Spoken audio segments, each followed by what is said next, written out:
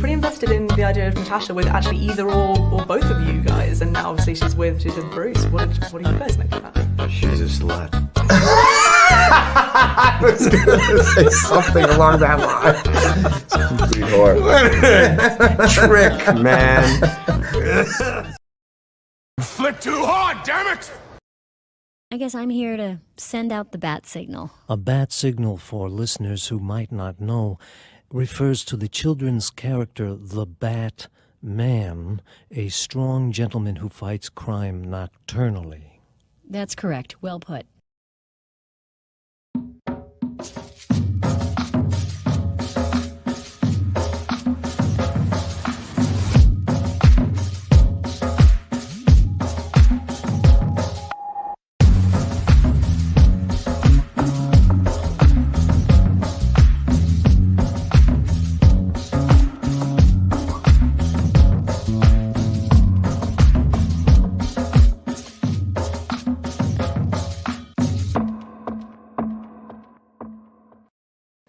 What's going on, everyone? It's Nina Infinity. Welcome to my channel. On this Wednesday, this is Breaking the Narrative, and tonight my guest is Melanie Mack. Yay! Welcome, Melanie. Hi. Thank you so much for having me. I'm excited to be here. Of course, this has been a long time coming. It's been so crazy for me, but I was like, we're together on the Critical Drinker stream, and I was like, I gotta get this girl on my channel. She's awesome. She's just the coolest girl. Works out all the time. Real body positive message going on with you. And I see you eating butter all the time and all sorts of cool takes. So I was like, we got to get together and talk. So how are you, Melanie? I'm doing great. Just had a fun Labor Day weekend visiting family. So I feel all recharged, ready to get back in the swing of things now. Nice. And for those of you that don't know, I don't know how you don't, but for those of you who don't know, please tell everyone who you are and where they can find you. All right. So I'm Melanie Mack. I am a content creator. I've been in the space for over 13 years, so quite a long time. Mostly gaming, but kind of like nerdy topics for the most part. But I've kind of branched out a little bit more and talk about, a lot of current events, whatever's going on. You find me like on Twitter, YouTube, Twitch, Instagram, TikTok, all the places at Melanie Mack. And then I started a new YouTube channel a few months ago called Melanie Mack Go Boom. And that's my social commentary channel where I'm a lot more opinionated than I previously had been on my main YouTube channel. So I've been having a blast with that. Nice. Yeah, I just saw your video on the topic we're actually going to talk about tonight. So I have all of Melanie's links in the description down below. So make sure that you are subscribed, you're following her, and she's the best. So let's talk because so you said that you've been in this space for about 13 years. That's a long time. I didn't actually know that. Because I'm kind of new. I still feel a little bit new to here because I only started this right before the pandemic started. Right as the pandemic started. Basically because of the pandemic, because we were quarantining, and I was I got to talk to people. I'm gonna go crazy. Yeah. So it just kind of happened like that. I started out in the chat, and then I was in the chat for Nerdrotic, and Anna, that Star Wars girl, and everybody, and it just kind of expanded, and then found my courage to make a channel. But you've been around here for 13 years, so tell me about that. Tell me how you started your channel and everything like that. What happened in the meantime? Anything you want to share? Okay. Know what's going on? Well, first, I just got to say, for you doing this as short of a time as you have, you're a natural. Because when I look at myself when I first started, I had no idea how to even act on camera. I couldn't just relax. I felt like I had to be all proper, and But I think also because back then, when I started, there were no content creators really. People just uploaded some goofy videos on YouTube sometimes, but. So when I did that back then, my frame of reference was stuff like, look at what they're doing at IGN. Yeah, Jessica Chobot doing her Daily Fix show, which was called something else back then, and all that type of stuff. And so I felt like I had to be professional like that. And it took me years before I was able to just relax and more so be myself because Mhm. the content creation space was so different. I was figuring it out as I went. And so but it's been a fun journey. One of the reasons why I even started is because I'm naturally very shy, which a Mhm. lot of people don't see that I when they couldn't only see. tell. Yeah, Yeah, you can't that's really weird. tell. It depends like what kind of group I'm in or whatever, but especially back then, I like I they had like a local news crew interviewing people. Now this was a bit before that, but whenever George W. Bush was like on the military base, and at the time I was living in New York, Fort Drum area, because my dad was in the army, and they did Mhm. like all these they did these interviews for the local news stations and stuff. And so I was one of the people they interviewed, and I froze. I just Oh. straight up froze. I didn't know what to say. I was like, oh, like I thought, oh, how cool would it be to be like on local TV? And I froze and couldn't even barely get any words out. So I never made it on the channel, but my mom did, which was funny. I was proud of her, but I was like, Oh. I gotta get better at this. And then back in the early 2000s, there was a gaming group from Ubisoft called the Fragdolls, and it was like an all-girl gaming team, and it was kind of cringe, but at the time I was like, I want to be a part of that. That looks so fun. Like these girls were competing and going to gaming events with Ubisoft and all that kind of stuff. And Mhm. I just thought, wow, that seems amazing. And I wanted to do that. And so when I first auditioned back in like, I don't remember, 2006, maybe something like that, man, I flopped it. What was my downfall was just being so shy. So Aw. the phone interviews are what killed me because I froze again. And so this was a Aw. pattern with me. And so that's one reason why I started my YouTube channel in the first place, because I thought, man, if I ever want to do anything cool in the gaming space, I've got to overcome being so shy and freezing up. So maybe if I just put myself out there on the internet, then I can get more confidence. And so that's what I did. Started my YouTube channel, was just talking about video games and all kinds of stuff that I liked, like football and just a bunch of stuff. And that was before monetization. I never thought it would be a career. I just thought, oh, this is going to help me come out of my shell more. And it did. I ended up getting an internship with the Frag Dolls, and then ended up becoming a full member for a year, which was a fun time. But Did you experience sexism in gaming?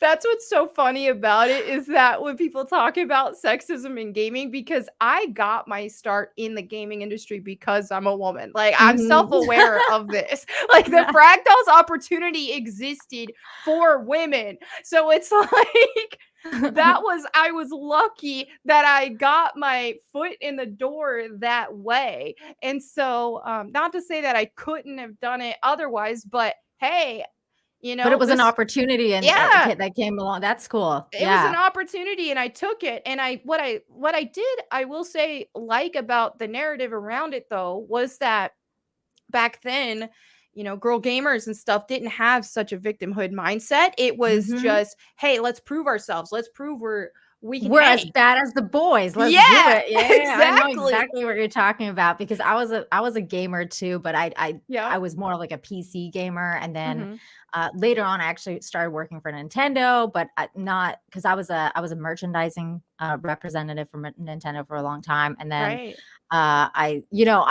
part of my job was to sample the games as well, so I ended up sampling the games and playing the games. And of course, like, if you're at the Nintendo like meetings and stuff with the boys, Hmm. and they had like the Mario Kart nights, like we would play, and like I was like, yeah, I'm gonna beat you, like it's that kind of mentality where Right. it wasn't like, oh, I'm a little girl, like go easy on me. It was like, yeah, bring it, Exactly. like bring it. It's that kind of energy that Yeah. you totally have. Now, the other part of your journey that's really fascinating to me is your like I said, I see you eating butter Yeah. I'm like, holy shit, because I don't know if you know about my journey, but I used to be fat, Melanie. Oh, really? Yeah, I was a big girl.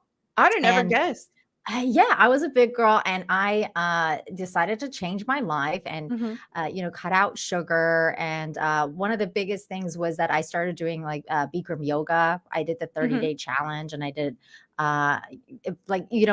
that's how you break your patterns, is like you do something for 30 days at least. Yeah. So I did that. I lost a lot of weight, and then I kind of went into eating healthy. I did the paleo thing for a while, and then I did keto, and then I kind of mixed the two, and then just kind of started adding a little bit of carbs and sugar, a little bit here, like, natural stuff like fruits and things like that. I could never really quite give up chocolate, and I never will. I'm That's sorry. tough. It's just not gonna happen. But my God, every time I see you eat that butter, I'm like, holy shit, like I lose my mind. I'm like, how do you do this? It's amazing. Yeah, I mean, I'm a keto dieter. I prefer to say lifestyle because that's how I eat full time. Anytime I'm not keto, it's just like an exception, a special occasion. More so just for maintenance because like I want to stay in shape and stuff. I think it's funny because a lot of people will see me eating butter in the videos and stuff that I make, and part of it with that initial video talking about like, oh yeah, problem with society today, people celebrating mental illness. Now, part of it for that was part of like a satire type thing because like, hey, I'm going to talk about mental illness while I'm in my car eating a stick of butter. I was laughing. I was laughing. I was like, girl. And yeah, so I kind of did it for the lulz like that, even though I do eat a lot of butter. So it's not like, but it just looked, you just look kind of psycho eating a stick of butter in the car. It's hilarious. Yeah. And so that's why I did it. And what's funny is that, a lot of people didn't detect that. The sarcasm. So they thought it was some own telling me, oh yeah, you're eating a stick of butter, you weirdo. It's like, yeah, that's kind of the joke. But oh my God. That's the thing I find is that woke people cannot detect sarcasm. They don't know how. It's hilarious. Not at all. I mean, to be fair, I have a hard time, detecting sarcasm nowadays too, because I feel like we live in such a clown world where like the line is just blurred at this point. So I'll see something posted on Libs of TikTok where some, mental crazy person is talking about their new pronouns, or like, call me a frog person, or call me this, or call me that. And I'm like, is this supposed to be a troll? Like I'm always kind of like just wondering like what exactly is going on. So I've fallen for that before where I'm like, oh my God, like what the hell's wrong with you? And then people are like, this is a satire account. And I'm like, oh. I've been there too. Like things are so crazy in the world that it's hard to tell anymore because what we would have definitely thought was a joke 10 years or more ago is real life right now. Yeah. And people really can't take jokes anymore. It's kind of really sad in some ways, but I mean, that's why I do this show, because I like to talk about, I want to break the narrative. I want to break the narrative on whatever the hell is going on out in the world, at the time.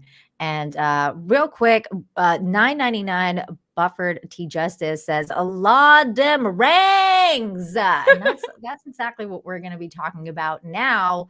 So thanks for that super chat. Because, okay, so are you familiar with what's going on with the rangs of power? Mostly, I only suffered through the first episode so far, and I'm trying to get myself through that second one, and then I guess that new one should be dropping soon. But yeah, I think that's dropping on Friday. Okay. No, well, I guess Thursday night, because it's like Friday. Like they say Friday, but it's like Thursday at midnight, I think. Yeah. And then 3 a.m. Eastern. I think that's how it works. I don't know. Yeah. But yeah, so you watched the first episode. You haven't gone to the second one yet. I just finished the first episode not long before this because I wanted to make sure I was like at least fairly up to speed for what we were talking about tonight. I'm telling you, I thought I was going to watch it and laugh at how cringe it was, just like I did with like She-Hulk. I can sit back and just be like, oh, this is so stupid, kind of laugh about it and not really. But the thing about Rings of Power that made it so hard to watch is it actually hurt.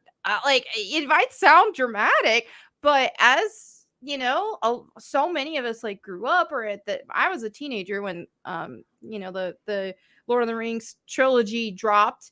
But thinking it hurts you like in the childhood because it's like, It really does. man, like you know, and I don't claim to have read the books and know everything about the books, but with the Peter Jackson trilogy, man, like ever since I was a teenager, just loved it. And so seeing what Rings of Power have done, it hurts to see it. I know I couldn't exactly how you laugh. I was feel. just like, I was depressed after that first episode. I know exactly how you feel because I'm kind of the same way. Like the Peter Jackson trilogy kind of introduced me to the Lord of the Rings, and then I went and read the books. Like I went and read Right. The Hobbit and the Lord of the Rings trilogy, but I haven't read the Silmarillion because I'm also kind of a normie. Like after I was done with Lord of the Rings, I was like, well, I'm done now. Like I'm okay, I'm good, and I have the movies, so like I'm fine. But now, like this is kind of like a different time now, and so. Maybe I will read the Silmarillion now, but I have to make time for it. Right. But at the same time, I agree with you, and that's how I felt about it too. Is that when I was watching the show, I was kind of like just sitting there and feeling kind of sad because I was like, there's just so much potential in this, and then it's like as if it's just squandered potential, and you're like, oh, why would you do this? Like, every 5 minutes. And for me, it was really weird because they keep talking about like representation in the media, and I'm Persian, so this was the first time that there was going to be like a Persian woman on screen, but actually 2 Persian women on screen. And I was like, in fantasy and stuff. So I was like, oh yes, I'm going to finally be seen, like just the Persian representation. And then I fell asleep literally like 2 seconds after they introduced a Persian girl, and I was like, oh no. Yeah. She was the worst. I was like, no, I'm not happy with this at all. But then it was funny because we get to the second episode, which you haven't seen, but I'm going to kind of just to spoil it a little bit. I don't mind spoilers. Go ahead and spoil all you want. in the second episode, you're going to meet Disa, which is the dwarf queen, and you're going to see the dwarf, like, Khazad-dûm, the kingdom, and, how they all function and everything like that. And like, I'm not going to go too much into it, but basically I thought that Disa was probably the best character out of everyone introduced so far. Really? Yeah. Like her and her husband are like the best people so far in the sea of basically utter trash.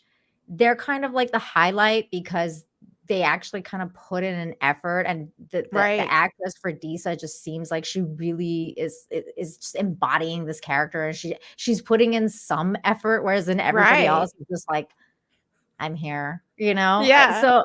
So when I hear things like, oh, everybody thinks like, Lord of the Rings is racist, or not Lord of the Rings, Rings of Power. Yeah, the fans think Rings of Power is racist and all this stuff, like because they casted Black people and people of color, which I guess includes Persian people. That's a whole conversation on another story because we're not really people of color. I mean, look how white I am. I'm white. But it's just that conversation is really an interesting one for me, and I keep seeing it come up over and over, like with Star Wars and She-Hulk. I don't know, like whatever it is that you count. There's always something about, oh, people think this is racist because there's, race swaps happening or whatever. Right. And I've always been under the guise of like, okay, if you're going to adapt a property, like no matter what kind of property it is, I think that you should cast whoever it is that looks like that character the most.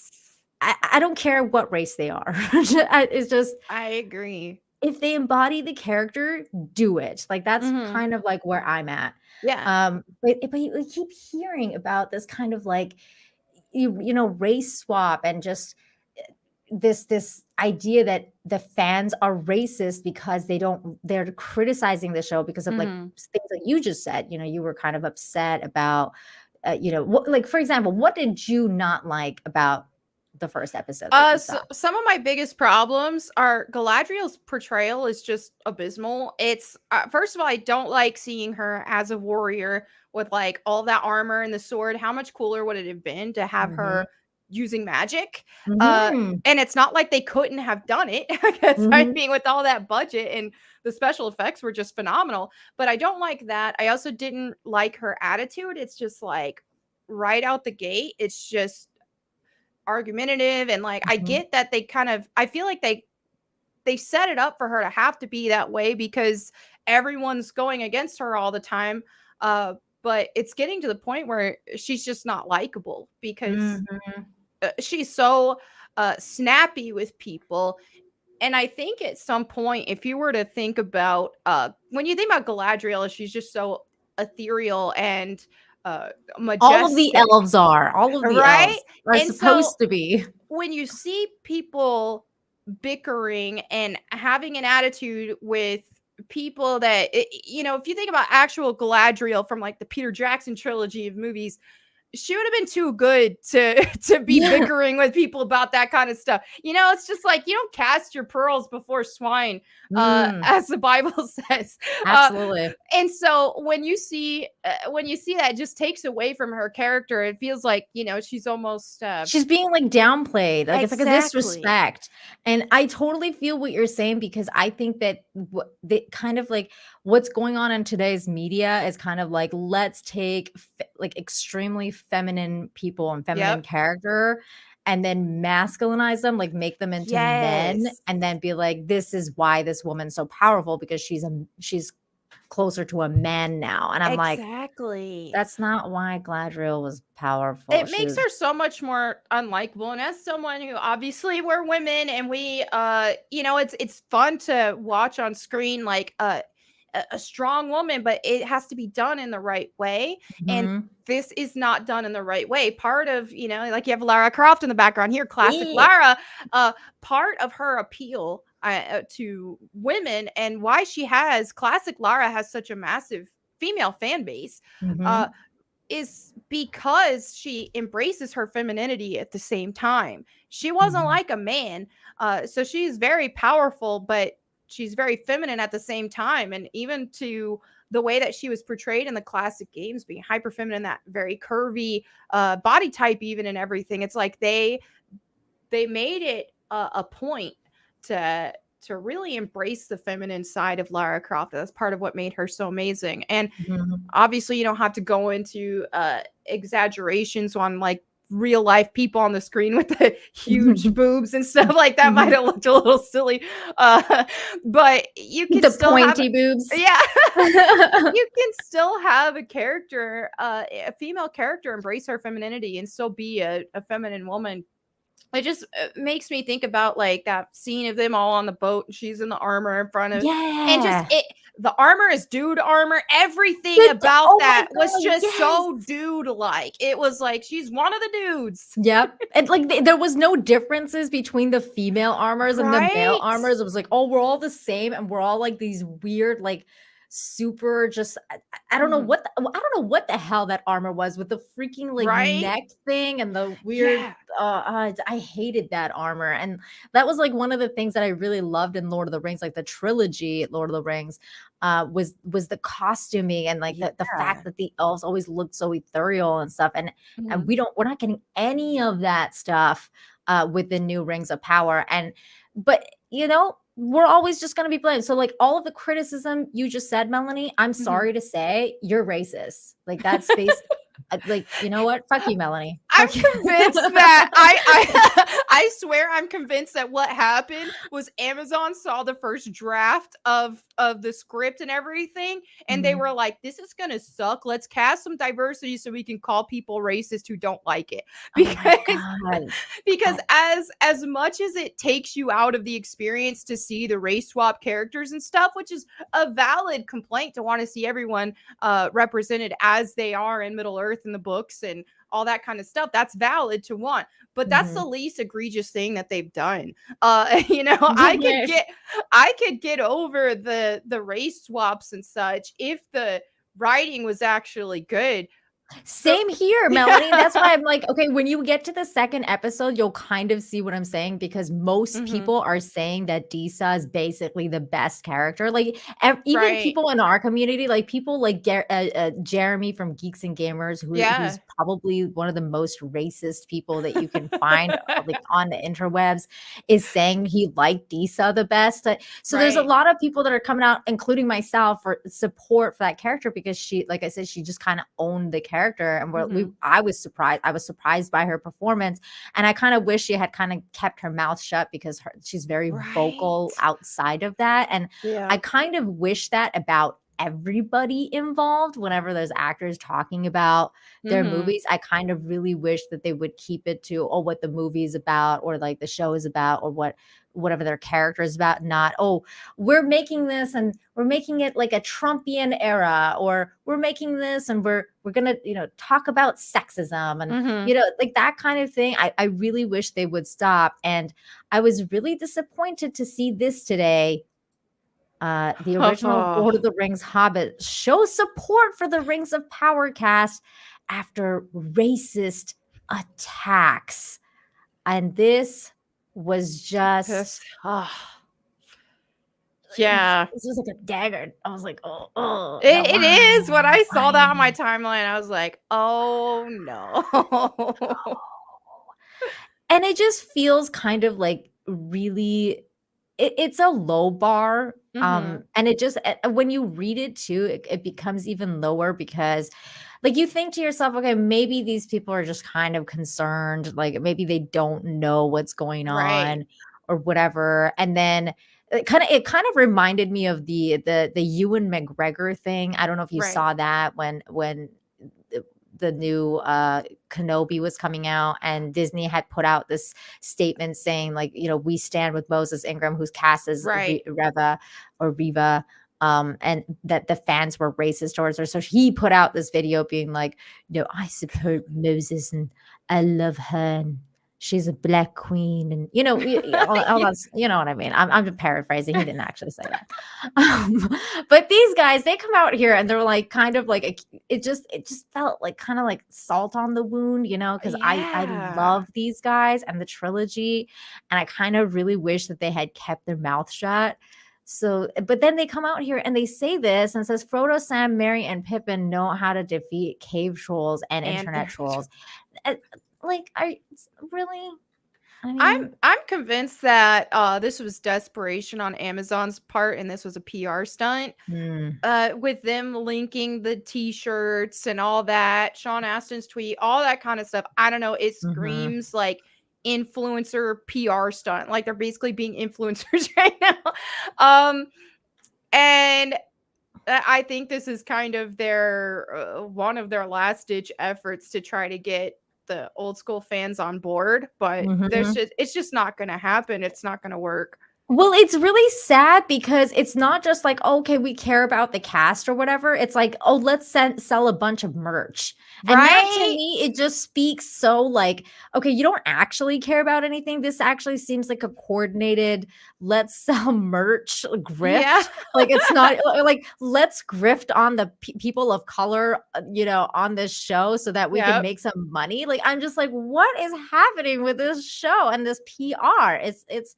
It's crazy. That's kind of a standard method of operation lately with Hollywood in general, is they use women and people of color as a shield to make excuses for crappy product. And there's just not that much originality in a lot of stuff that's coming out, especially when they continue things or remake things that have already existed. They care more about a message than they do about creating something entertaining and fun. Yeah, and so this is where we're at. And I think that I think it's kind of interesting. Someone in chat is saying, it did tell me Viggo Mortensen didn't do this. Aragorn. And then someone else said he's a lib. I don't care how liberal the guy is, he still didn't go this far. And I'm pretty sure I remember him making some sort of at least vague statement several months ago about how I can't remember exactly, so I don't want to quote him on it, but I thought I I thought I saw Bounding into Comics on Twitter. I follow a lot of their stuff. They're really based. But I thought I heard or I saw them tweet something about how he kind of implied that, they should have cared about accuracy and they didn't. I think I remember something like that Yeah. before the show. Yeah, I remember. Yeah. Yeah. So I didn't see Orlando Bloom comment. I didn't see him comment.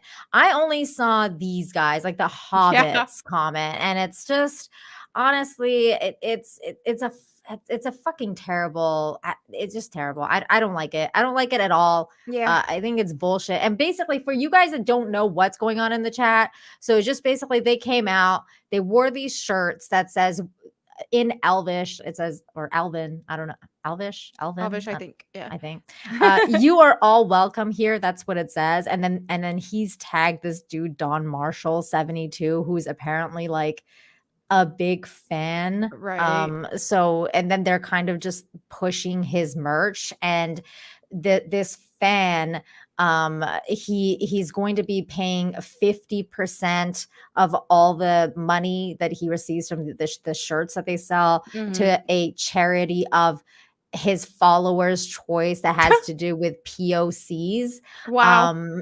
And the other 50%, I guess, is profit in his pocket. But that's basically what's going on. And it doesn't highlight the show. It doesn't say anything about the show. These guys didn't make a single comment about, hey, I watched the show and I thought Lisa was great. Maybe you guys should give it a shot. They didn't make any sort of comment about, hey, I really like Galadriel. They didn't say anything. They're just like, here, buy our merch. You are all welcome here. We love POCs. And the very premise of this and the merch and everything is disrespectful to Tolkien. It's disrespectful to the Peter Jackson trilogy, and it's even disrespectful to the people of color who are Middle Earth fans. Because what that is implying is that you belong here, like you didn't belong in the other ones. You belong now. You know what I mean? Like, you only belong if someone who looks like you is on the screen, which is incredibly disrespectful. And honestly, these shirts look like shit. I mean, they do. They're ugly. What the fuck is this? This is the ugliest shirt I've ever seen. See, this is why I'm convinced that Amazon cooperatively worked with this dude on this, because like the quality is just too crappy and probably extremely rushed. And I'm guessing they wanted to work with someone who was a part of the community in this case, so that it did seem more authentic and so that we couldn't tell how much of a PR stunt that this is. So that's exactly what they've tried to replicate here with that. I mean, they can't mugs. You can get some sweatpants. You ready to work out in these pants, Melanie? There we go. My new gym wear. Oh, they got some socks going on, dude. $16 for these socks. Oh, wow. $26 for this tote bag. Oh, gosh. Good Lord. They got baby clothes. 777 fans have purchased this merchandise recently. I mean, that's a lot of people, but at the same time, that's still a low ROI on given the traction. Giving the platforms that here it is. It says 50% of all proceeds will go to a charity to be selected by Dawn's community that support POC, the Elvish CD, whatever. I don't know, whatever. And that means this is what it means. This is in Elvish, and then you all want to come here. I'm sorry, but you can fuck off. That is just ridiculous. And no, they're not actually saying anything. They're just selling merch, which is kind of ridiculous and really kind of makes the case for us. Really, like, if you actually cared about the show, maybe you could have said something. Or I was talking to my good friend Jane Theory. She had a great point about that, which was, hey, if you really cared, maybe, I don't know, go to a con and hang out with all of them as hobbits. To promote the show and be like, oh, we love the rings of power, and get into character, get into whatever, and actually excite people to want to check it out. I don't know, maybe do something that is up your alley, like acting wise. I'm sure you still have your costumes from like back in the day, right? You know what I mean? They could have done something fun, but no. Instead, this is what we're gonna get. Melanie, I'm gonna really quick get into some of these super chats because people are so generous. Okay. And giving me some money. So thank you. Okay, so here we go. Online college dropout. For $50. Wow, that's an interesting name. Did they make you wear a mask online? Is that why you dropped out? Where do you guys think Rings of Power is going? To be honest, I think Amazon is rewriting the second age, which basically renders the show irredeemable. It's hard to get over this insane level of lore breaking. Love y'all's content and take care. So I'll go first real quick. I think that what they're doing is, yes, I think they're rewriting everything, but I think because this show's gotten 5 seasons, so it's been pre-approved for 5 seasons. No matter, unless there's some divine intervention or something, and somebody goes and cancels everything. We're getting 5 seasons of this. And I think that their idea is to build it up to a point where they can remake The Hobbit, and then following that to remake the Peter Jackson trilogy, but in the form of Amazon's Lord of the Rings. I think that that's their kind of like long-term goal. But I don't know. What do you think? Yeah, I mean, Amazon has a lot of money to throw at this, and so if they were smart, they would probably just, by the look of it, it isn't doing that well, despite what the message they're trying to convey. They'd probably be better off just canceling any future stuff, but they may be stubborn enough to keep throwing more money at it and try to set that up. In the meantime, I see more PR stunts, as we've just seen with the Hobbits. They're trying their best to make this work. I wonder if they're gonna make Kate Blanchett come out and say something. Oh God! Because everybody hates Galadriel. Like everybody hates Galadriel. She's insufferable. They just did not do her character justice at all. And one of the annoying things about it too is that scene with that troll, how she just that was set up when you first see the troll, and it's like, oh shoot, like this could have been an epic battle. She just rolls in there and doesn't even break a sweat and takes out that troll. She watched her people get killed. Right. Like a full minute. She's just like standing there. She doesn't even break a sweat. It's just like, oh, okay. That there's just something about it. And the people comparing Legolas to that is just absurd. I know. Because Legolas did have some really sweet moments where he did some like crazy things that might have seemed a little cringe in a way, but to me, I personally didn't get that vibe, because it's not like we haven't seen Legolas struggle with everybody else, and he's had to work with the team as well. And so he had some of his moments where he had his flashy moments that really portrayed too that, hey, this is an elf, like a very powerful elf guy who can do some really cool stuff. Like he wasn't set up as anything ordinary there.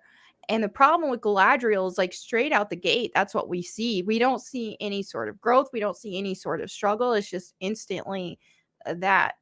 And so what could have been a really cool opening battle just turned into something so lackluster. And that leap oh my God, the Matrix leap, like crouching tiger, hidden dragon. Yeah, it looked like some Mighty Morphin Power Ranger leap. It's just like with that guy putting his sword down. I'm like, bro, you could have just attacked the troll yourself instead of like being like, here's my sword. Did she have to jump do from? that? Like what? So extra.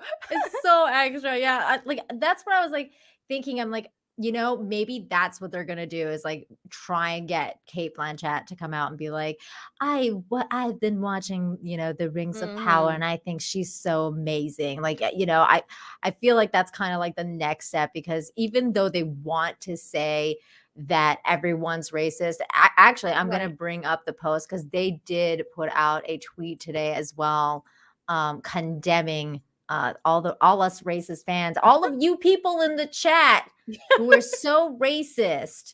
The Lord of the Rings on Prime. I mean, the name too is such a cringe. No, you're not the Lord of the Rings on Prime. You are Rings of Power. Why don't you fucking own it?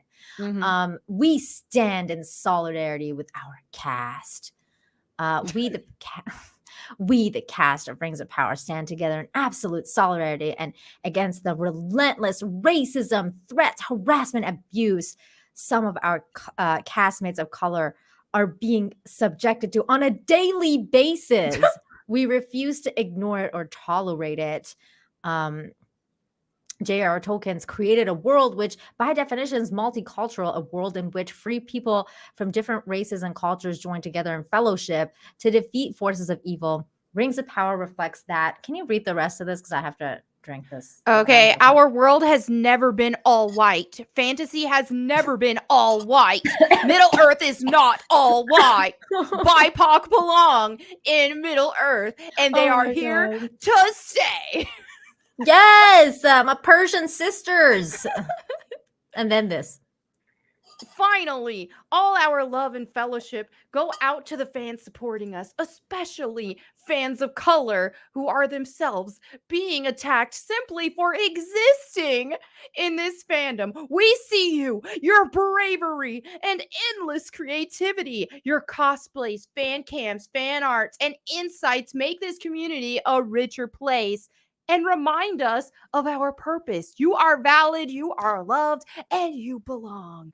You are an integral part of the Lord of the Rings family. Thanks for having our backs. Namari, I don't know if that's like a elvish thing. It looks elven. Yeah, it looks like an elven thing. See, the thing is with this is that all of, like, if you go on Instagram, all of the cast have put this thing as their story. Wow. Or whatever. Like, so they're all like, we're standing together in the face of racism because every day and every night we've been experiencing it. Now, the funny part is I actually went and I messaged, I DM'd the lady Disa. Right. After I saw that episode. And I liked it. So I went and DM'd her because I was like, you know, I kind of had a feeling that they were going to come out with something like this. Right.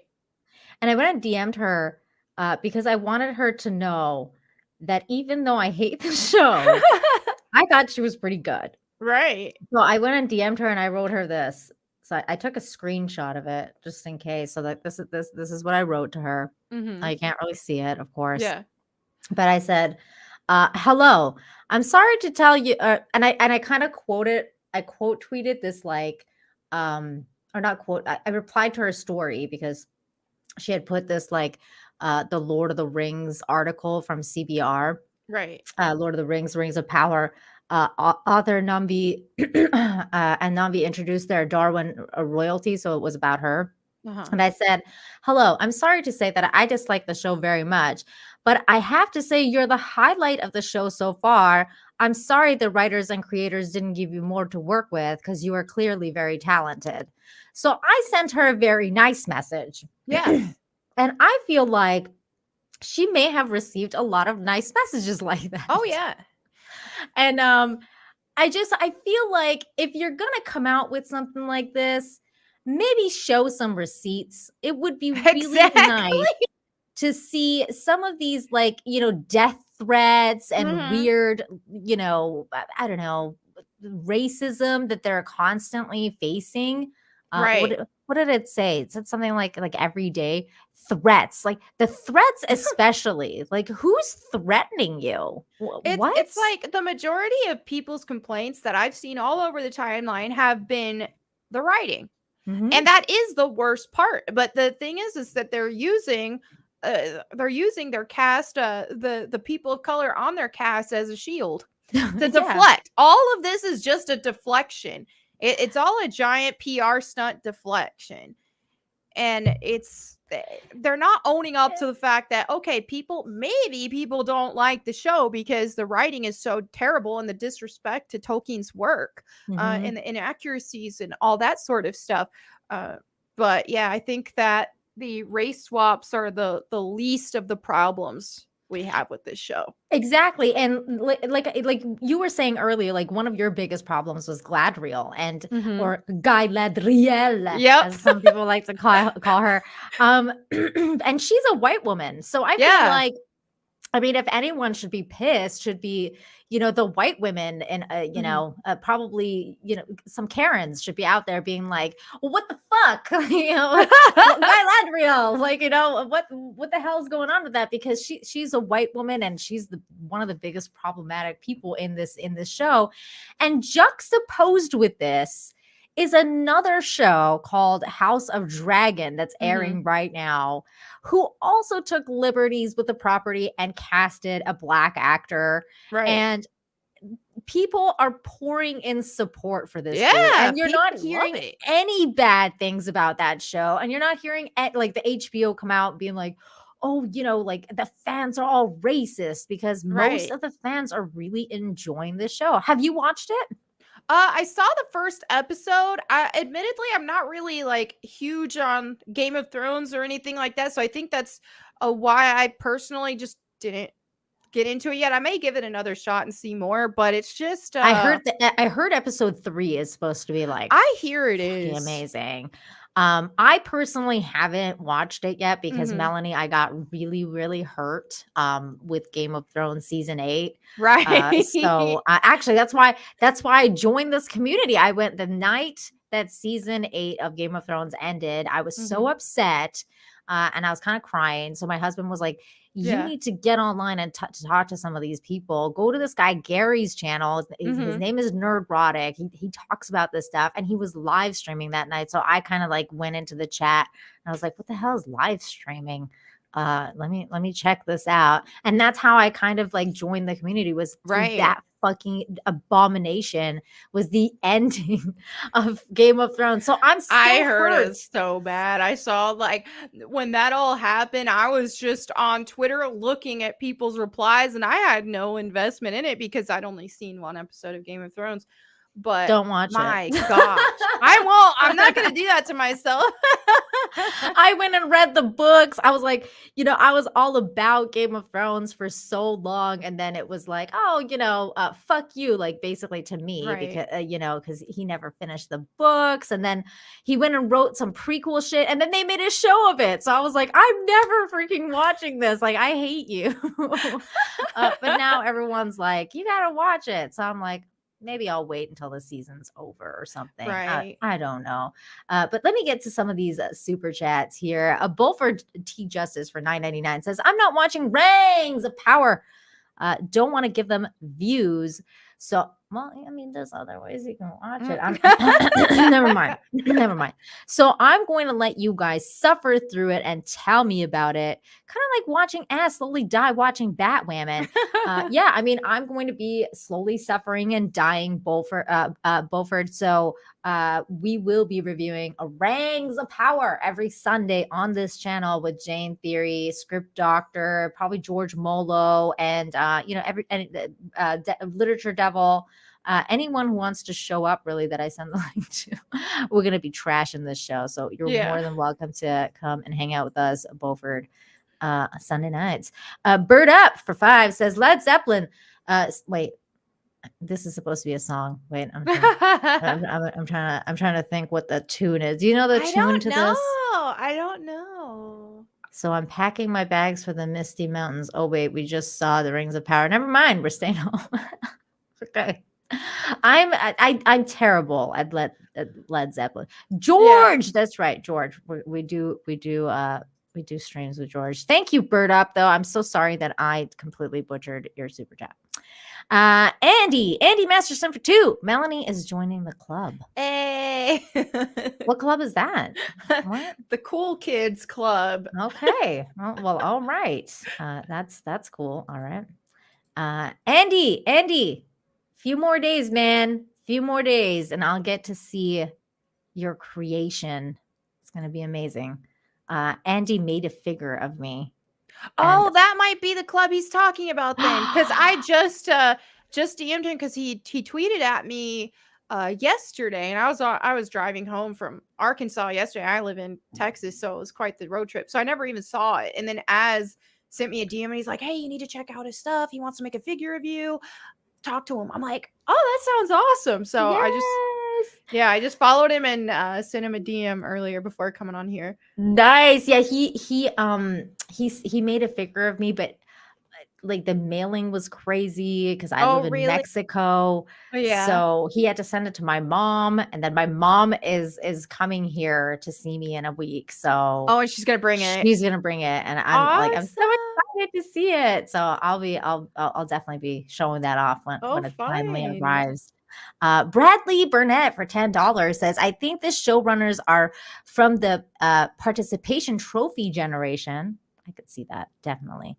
If their work isn't praised, it can't be because it sucks. It has to be racism, sexism, etc. It's the only way their minds work. I think you're very, very Yeah. on point here, Bradley. I think you are. They probably majored in like gender studies. I swear. And like what is it? What was that? What was it before gender studies? It was like female empowerment or something like that. Like, I don't know. I don't even know, man. It's just a way for these colleges to make money giving people useless degrees. Like, totally. Oh my God. Dave for Spirit for 10 says, this is all about getting a pass on the ESG scores. The studios need to borrow to make their films, and the banks are making them do this diversity, representation, inclusion stuff. Wow. That's interesting. I never thought the banks would be involved, but I could see that. Right. There's definitely that big push. I mean, we saw it a few years ago when they all kind of got the memo, like you can't win any awards unless you have this many BIPOC and this many this blah, blah, blah. And it's just like, oh, that's not going to make art good. That's going to just make everything suffer because you're kind of like creating art with hands tied behind your back, and it's like how can you be creative? Well, when something's not organic, it shows, and when it really makes a big difference when somebody is cast just to check a box versus them actually being ideal for the role and an inspiration for the role. So you can tell. Yeah, you can.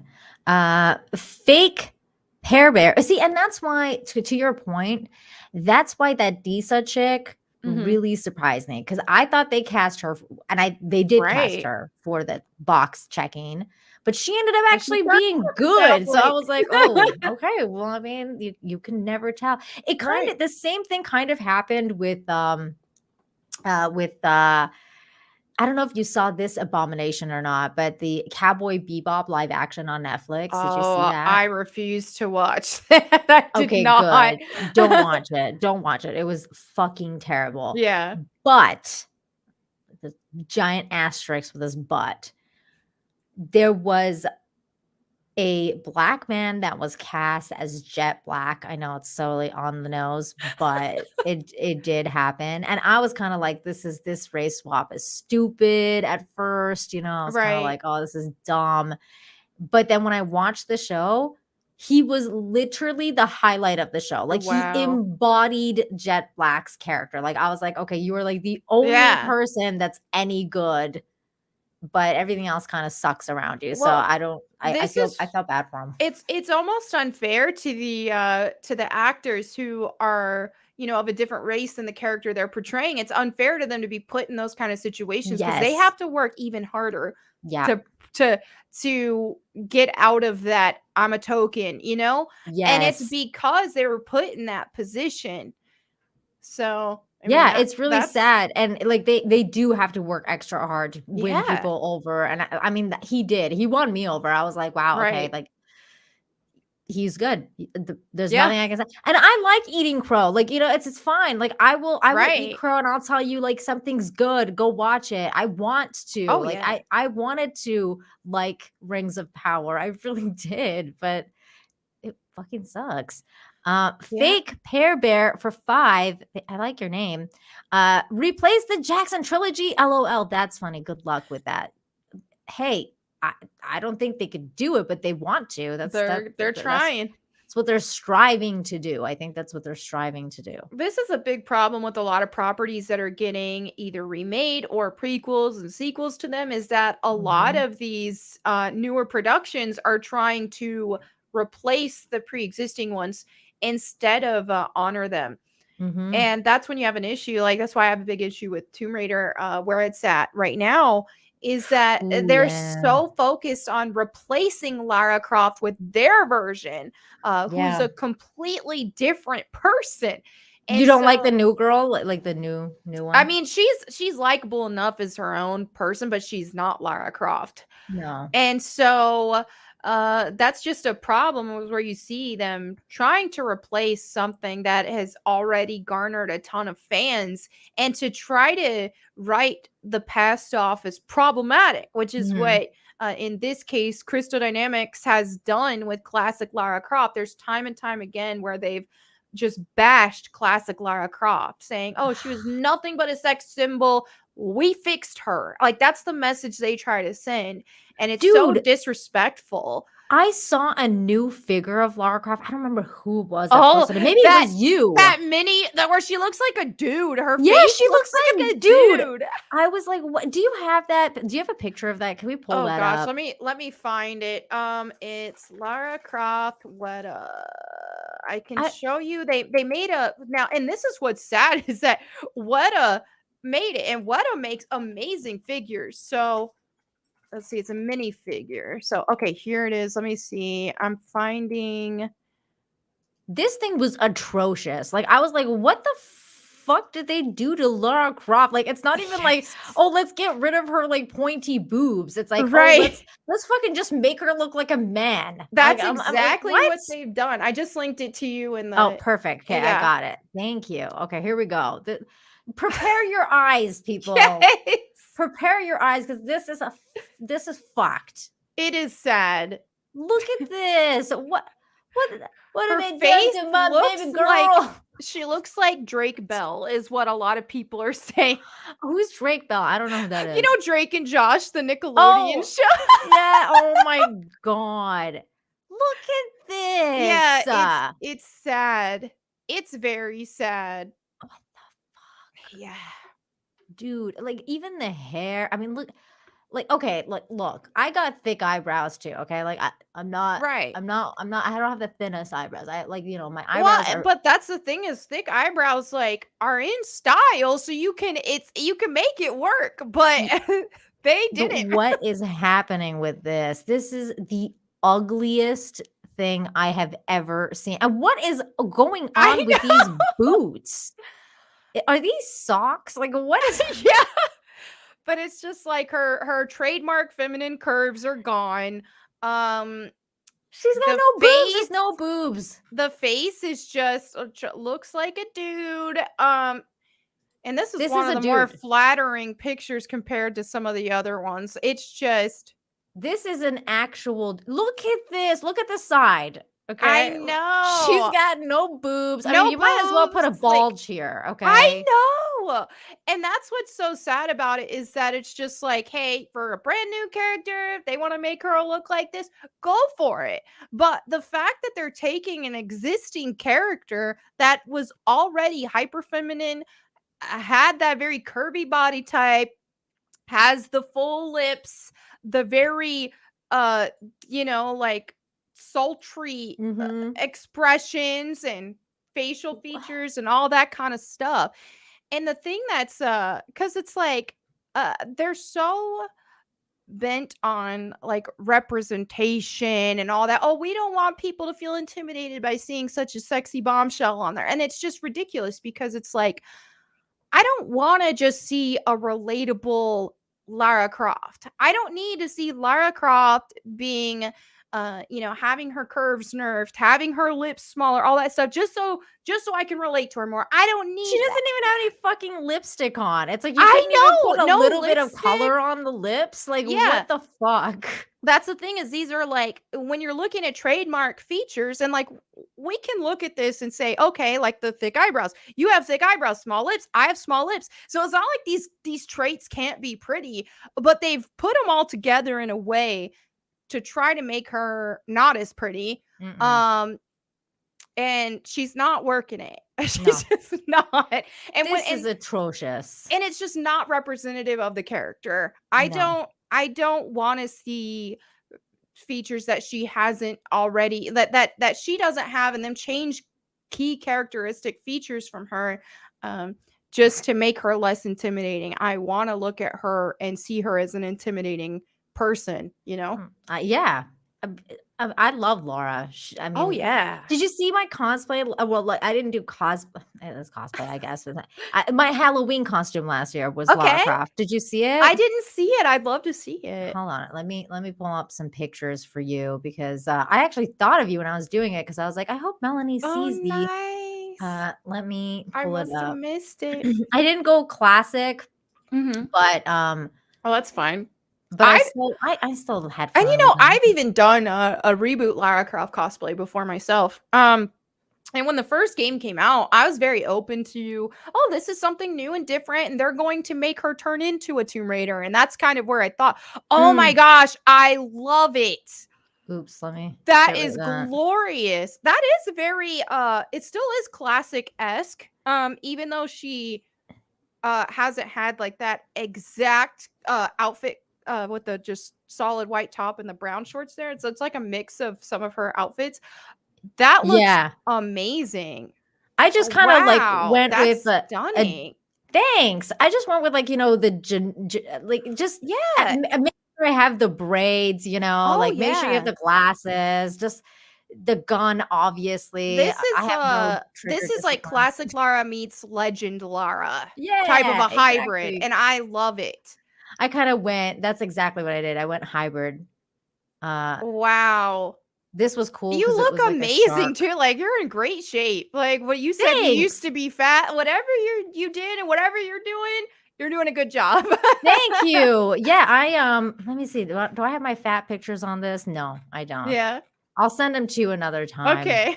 But yeah, that was fun. So I have to figure out something to do this year. I don't know what I'm thinking maybe Wonder Woman. Oh, or fine. maybe Sailor Moon. I'm not really sure what to do this year. I'm just kind of like, What are you gonna go as this year? I'm gonna go as Death from the Sandman. Ooh, nice. Yeah, because are you gonna do the Sandman Netflix version? No. And go blackface.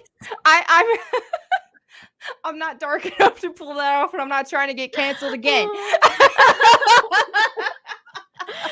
You would totally pull off the comics version, though. Yeah, that's cute. I have all the pieces for it. When I was gonna go to Anime Mitsuri, I got all the stuff for it, and I ended up last minute not going because I went to visit family instead because my mom got the coof again, and so I was like, oh, let me go there, but she was fine. She handled it, no problem. But yeah, I was like, okay, well, this will be Halloween then. Okay, that sounds good to me. Did you see the Sandman Netflix? No series? And that's the thing is like a part of me wants to watch it, but then I don't know. I feel like it's too woke, and I just don't like supporting the woke stuff. You know what I mean? Watched it. I watched the whole thing. I actually heard it's good though. It was good. Despite the wokeness. Despite the woke, yeah, it was good. Okay. But the woke is very like it's strong. Wow. Yeah, like it's right in your face. So if you can't handle it, I would stay away. Yeah. But I did do a review about it on my channel, so if you want to check it out sometime, you can I might go ahead and watch it because like I think I would like it from what I've seen. It seems like it's actually pretty good. The first episode kind of blew me away, actually. That's like, especially the first episode, because they casted the dude that was in Game of Thrones. Actually, you probably don't know, but he was one of the dudes in Game of Thrones as the Magus guy, and and he just fucking blew it out of the water, and it was like the first episode was really well done. And then the show was good in general. It just had a lot of woke and a lot of race swaps, and I was just like, dude, really didn't need to do this. Well, much, I mean, and that's just a testament of how good writing can still draw in an audience, even if there are some things that we don't like we don't like the woke stuff, for example. And so this is why Rings of Power doesn't really have a leg to stand on here, because if the writing were good, then it doesn't matter that they threw in the woke stuff or the race swaps. It would have still been a success if it were good. Yeah. I really like the dude in it that was have you read the comics?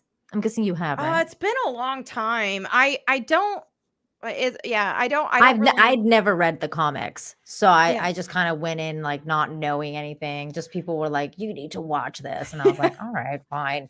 But yeah, the main bad dude, like he was bad, like he was badass, and I really liked it because you know how like they don't really do villains well anymore because everyone's like, you know, that like everyone's just misunderstood villain now. Like this dude was like actually just fucking evil, and I was like, all right, finally like an evil character I can get into this. So that was a couple of really good like bonus stuff about it that I think you should consider. Right. But yeah, watch out for that woke. Yeah. There's no getting away from that. Dominic, thank you so much for the $50. That is so generous of you. It says, Nina, you are wonderful. Telling us how you see it as a man who doesn't understand you. That's great. Ms. Mac, you're the Flavor Flav of all the whamminesses. Thank you, Dominic. That is so sweet. Oh, what a good super chat. Thank you. And then we had the real Steven TV for $5. Says, great show. Hey, Melanie, love ya.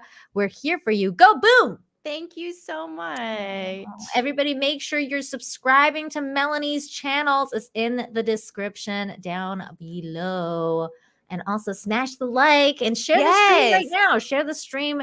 Tell everybody we're talking about stuff. We got more topics coming up. Bradley Burnett for 10 says Star Wars, Star Trek, MCU, Lord of the Rings. They're all trying their hardest to change these properties to fit their narrative and the message. Gretchen, stop trying to fetch. Gretchen, stop trying to make fetch happen. I love that. Mean Girls was such a good movie. I love that. Kawang Su, thank you for the $5. Says people are surprisingly forgiving of wait, what is that word? Anachronisms. If a story is well written, it's true. It's very true. Just like with the Sandman, we were just talking about that. That's exactly what it was like for me. I was like, it was just such a weird thing with Sandman because I was like really enjoying it, and then all of a sudden they do something that was just like super woke, and I'd be like, why? This show's so good otherwise. Like you had enough material to stand on your own. Like you didn't need to do this. It's painful sometimes. Bird Up for 5 says, I seriously doubt any of the cast of Rings of Power are dealing with racist attacks. This is the same cynical marketing that so many other shows do. It's true. I don't think that they are either. It's just so hard to believe at this point, especially when, like, even with Disney, like when they came out and said like Moses Ingram was like, you know, experiencing racism, it was just so formulaic because like about a week before they came out and like said, you know, Moses Ingram, or she came out and said something like, Disney warned me that there's going to be racists and I'm going to get racist comments. And then about a week later, Disney was like, Moses is being attacked for being like black and all the fans are racist. And here's 4 receipts to show you that they're racist. And it was like a bunch of the most just incoherent nonsense that like made no sense. And you're like, I don't think these are real. Like it's very easy to like manufacture this shit. Oh yeah. They all think we're retarded. Andrew Matthews for 5 says, with all the swimming Galadriel does, they should have cast Leah Thomas. Wow. I mean, they did make her kind of manly. So I don't know. Also, real quick, Dominic, thank you so much for the member message that you love saying, hi, filter won't allow something good. I don't know what that means. But I think what's happening is there's like the comments being filtered that he's trying to leave or something. Oh, I'm sorry. That's what's crazy is even if you set your YouTube to accept all comments, they still filter some of them. They do. It's really weird. I hate when they do that. Yeah. I don't censor anything on my chat. I don't either, but it still, for some reason, it still does it. Oh, well. That's YouTube for you. Deranged Lunatic, aka DL, for $1.99 says, my lucky night, I came across 2 beautiful women. Aw, you smooth talker, DL. Kabang Sue, thank you for the 5. Says, I think if we could have done an English accent, Sofia Vergara could have been a good Lara Croft. Funny story is she was Lara Croft in a commercial. I believe it was a MasterCard commercial where they kind of like partnered with Tomb Raider on a commercial. Yeah, it's old. It's from she's hot. Yeah, she would have been great. She looked good. She looked great in that Lara Croft costume. Let's see it. Let me see if I can find it. Oh, I did find it. Okay, hold on. Let's play it. Play it. Okay, hold on. They got the commercials. See, this is why YouTube is great sometimes. You're like, oh yeah, this is amazing. Old commercials. Okay, here we go.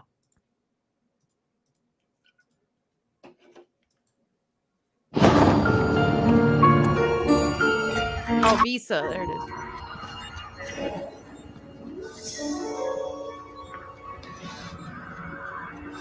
Oh, that's before Angel Darkness dropped. Ooh.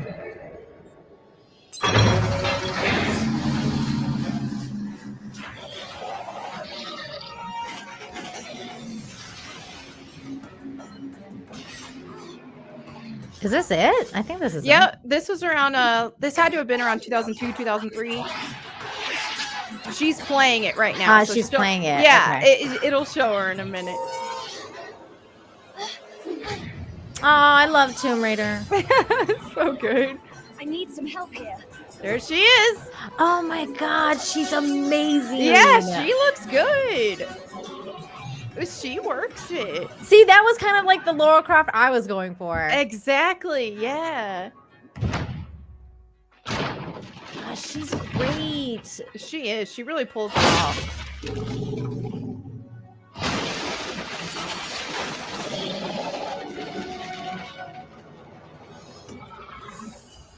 Oh, I love it. She really is physically such a good Lara Croft because she's got the face and the body for it. She's definitely got the body. Oh yeah, she does. And that's what's so annoying when they try to talk about relatable and stuff. There's some real life women who have it all. Like she does. Like yeah. She's still gorgeous too. Oh, man. she is. She's stunning. She's got it all. Oh my God, she's amazing. And the thing about it is like when you see her, there's you can take her seriously. It's not like she isn't, you don't just see her as nothing but a sex object in this. And that's why it's so insulting when they try to imply that, okay, a beautiful curvy woman is nothing but a sex object. That's not what you're getting there. Obviously, she's very hot, but you take her seriously. She looks good and she's pulling off the role very well. So I think that the argument that people can what this whole argument when people try to like woke wash stuff is saying is that you can't look at an attractive person and respect them. Yeah. I mean insulting. there's kind of a war against attractive people now, I feel like. It's like, okay, let's just, make everyone fat. Yeah. And ugly. I don't get it. And did you see, like, I don't know if this is from a new DC, like a Batman comic issue or Harley Quinn or whatever it is, but I just saw my Twitter timeline earlier where they had Poison Ivy on there and she's like chunky. What? No, I haven't seen it. I need to find that. I don't know what issue it's from, but somebody was just, oh, here it is. Let me link this to you.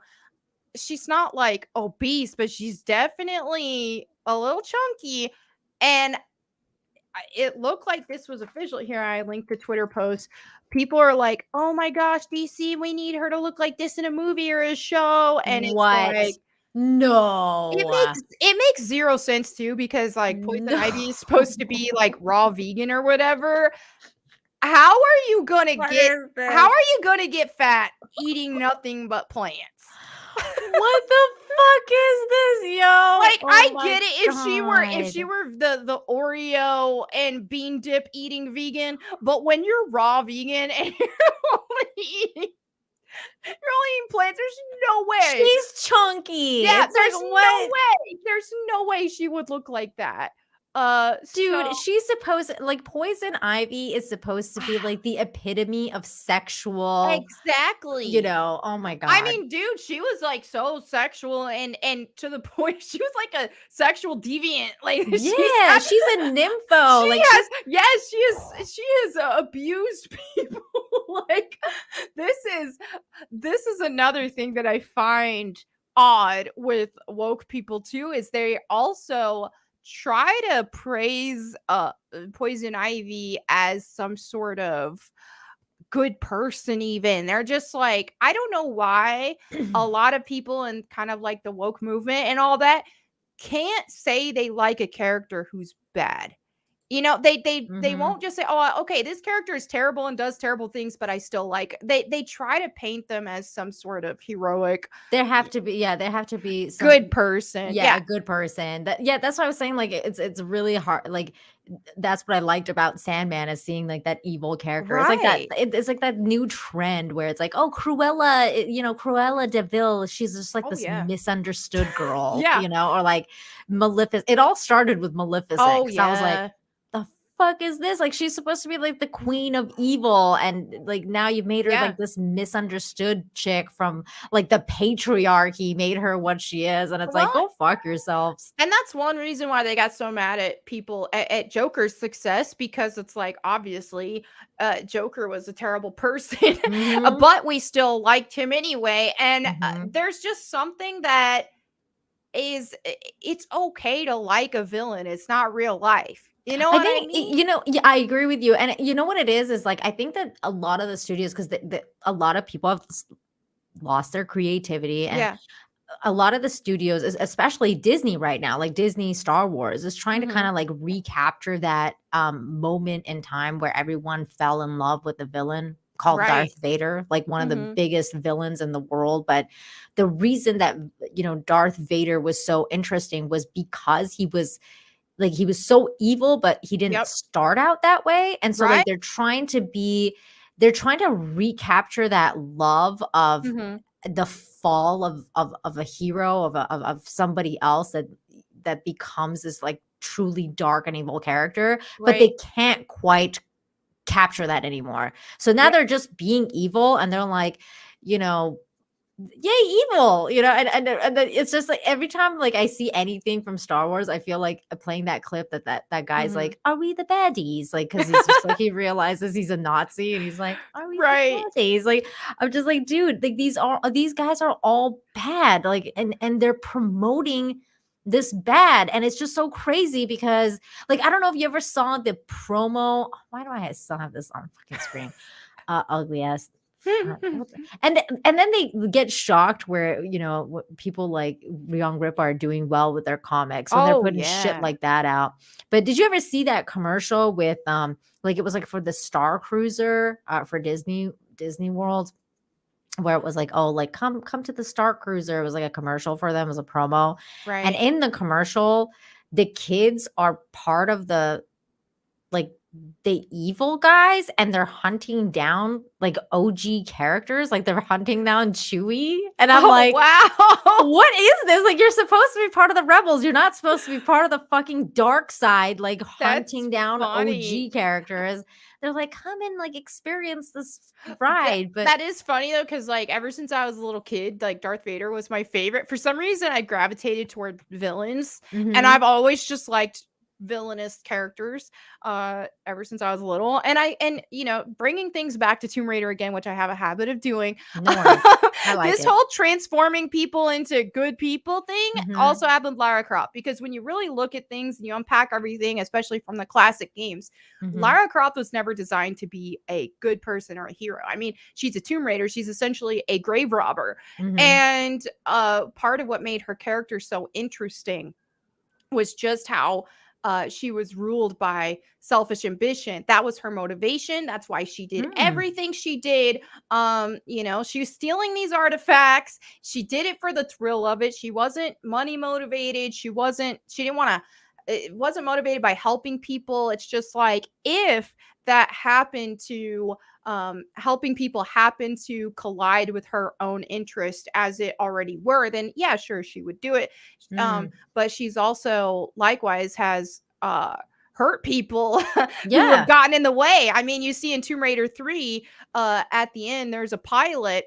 She needed his helicopter. He literally smiles at her and she smiles back and then shoots him in the face and takes his helicopter. Yeah.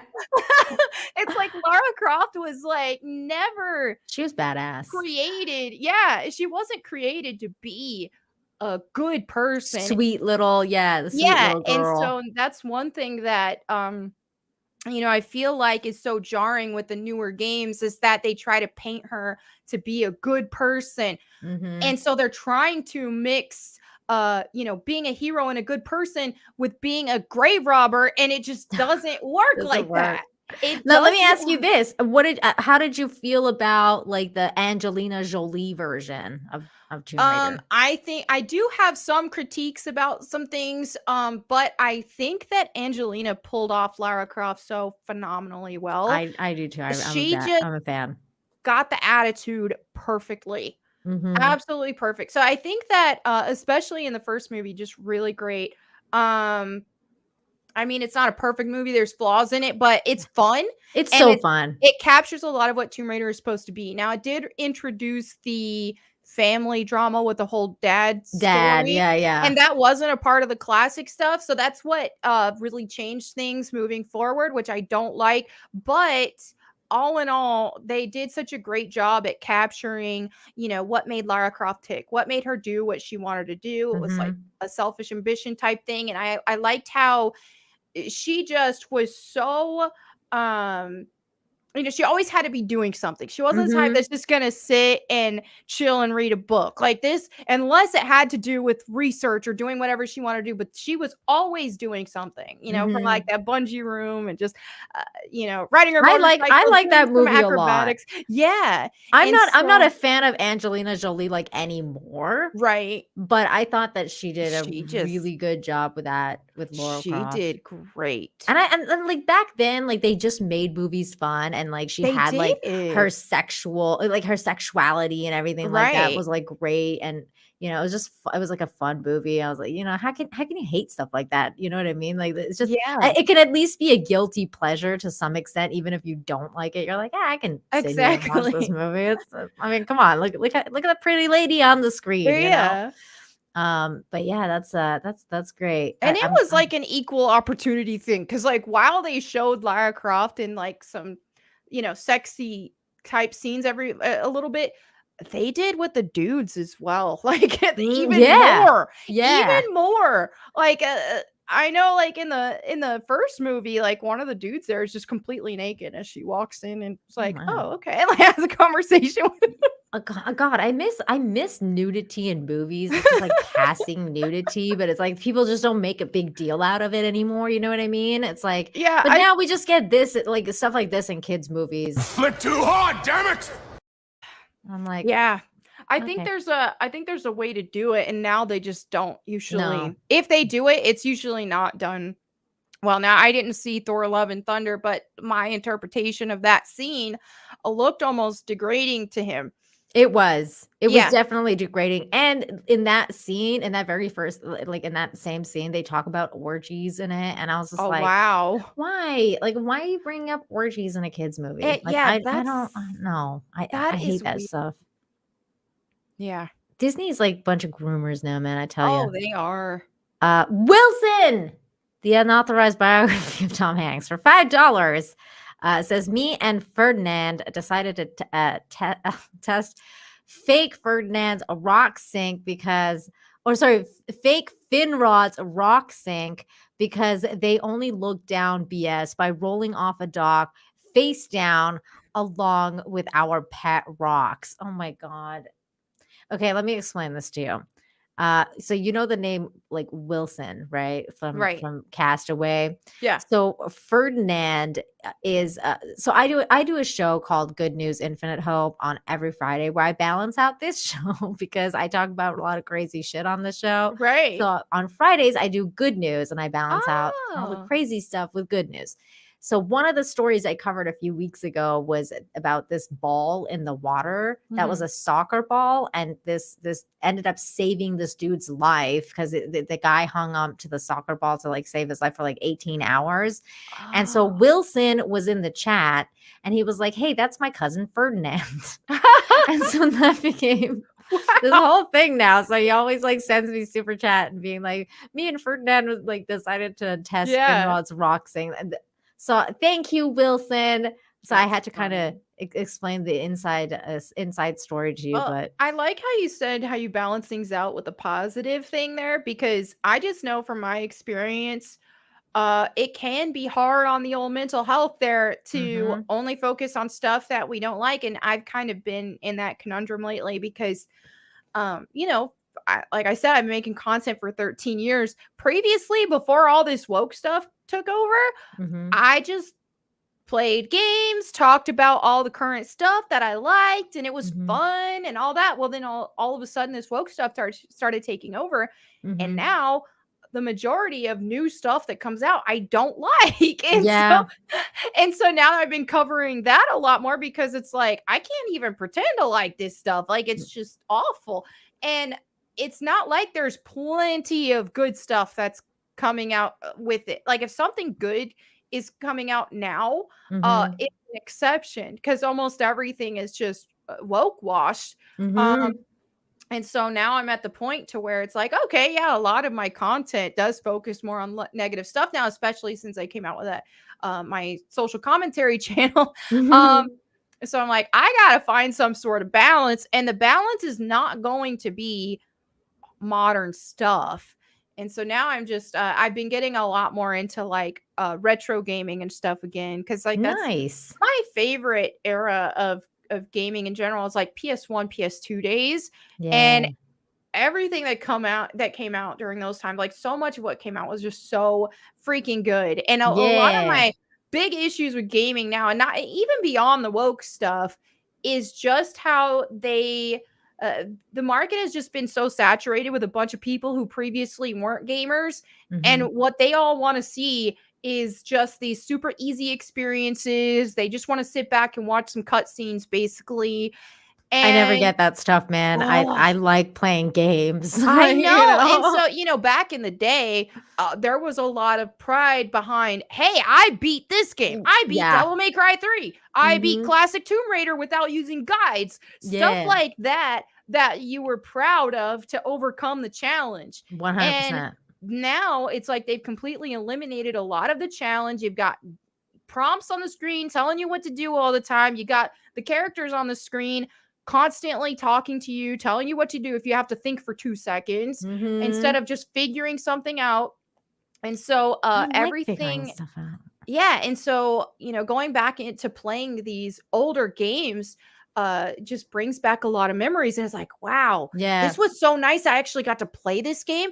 And also, this is so nice. I get to play as a character who is immersed in the environment, who isn't talking constantly and who doesn't have buddies talking constantly. You actually feel like you're a part of this level in this world.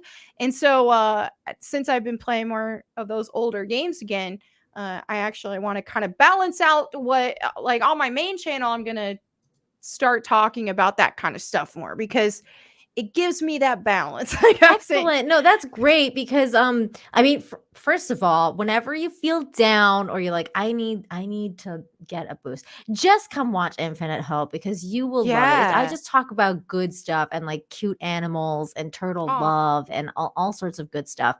But like, that's exactly what you need to do, Melanie. Like, whatever is going on in your life, you need to set aside some time and do something you love. Like, no matter what it is that makes you happy, so that you can just kind of like disconnect with everything else and just be like, okay, like for your own mental health. Like, I really need to do Infinite Hope for my own mental health because I feel like I read so much bad stuff all day and I'm just constantly in this negative mode where I'm like, okay, if I don't do it, I'm gonna, you know, Epstein myself or something. I'm not ending up in depressed, you know. It's been tough. It has. It's just that balance has been so tough. And you know, a lot of people will sit and accuse us of being grifters or this and that. They don't And what they don't realize is that, a lot of this stuff going on, a lot of the newer stuff that comes out is genuinely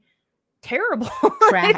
Yeah, it's trash. And like for a lot of us, like we have the things from the past that we really do love, and Mhm. and things used to be so different in the entertainment space. Like I remember the days that I could be genuinely excited for 90% of any of the nerd stuff that came out. Like it was like, Mhm. oh, exciting, I know. It's this is so now you're like dreading it. Like every time I hear like, oh, they're remaking this, I'm like, oh fuck. No. Yeah, and so now it's just like it's gotten to the point to where we're seeing all kinds of things that we love get ruined. And here's where Mhm. it is with modern entertainment right now too, is we don't even see a lot of unique stuff. A Mm-mm. lot of what they're making is remakes of existing things, or Mhm. prequels or sequels, and they're ruining it. So it's Yep. making things a struggle. And I was just thinking yesterday, I was like, oh man, I kind of feel bad for like the new generation of like Zoomers and all that kind of stuff. What Mhm. are they getting that they can look back on and have happy nostalgia about? I know. Compared to like, I'm a 90s kid, born in the 80s, 90s kid, man, all kinds of stuff. They're And gonna have rings of power. I know. Isn't that fucking sad? Like I that. feel like Oh. I feel like a lot of the younger generation, they either have to get into some of the older stuff to Mhm. really enjoy things, or thankfully anime for the most part Yeah. is still really good. Well, and So, that's something that I kind of blame like our generation about too, like mhm. meaning like in a way, like if you have kids, I ffeel like you should be introducing them to classic stuff Oh more yeah. than like the newer stuff. Like Yep. so whenever I see like somebody's like, "Oh, well we need to introduce like remake this to introduce it like to the new generation or whatever." And I'm like, "Well, not really, because you could just Just watch the experience, old yeah, one." Like experience the old stuff. yeah, it's like when they made, like, Lion King, and they were like, "Well, we wanna remake Lion King for the new generation." I'm like, "The Lion King is endless." It's like an Right? endless you don't need to remake it for the new generation. You could just show them that beautiful piece of art as is, for what it is. It's like saying, like, "Oh, we should remake the Mona Lisa for the new Right. generation." It's like, how are you gonna fucking do something like that? Well, and that's the thing, is most of these remakes will not stand the test of time. It's like the older stuff is still going to be remembered down the road over most Mhm. of these remakes, Yep. because they're inferior copies of it. Mhm. You see that with Tomb Raider, even, Tomb Raider's over 25 years old.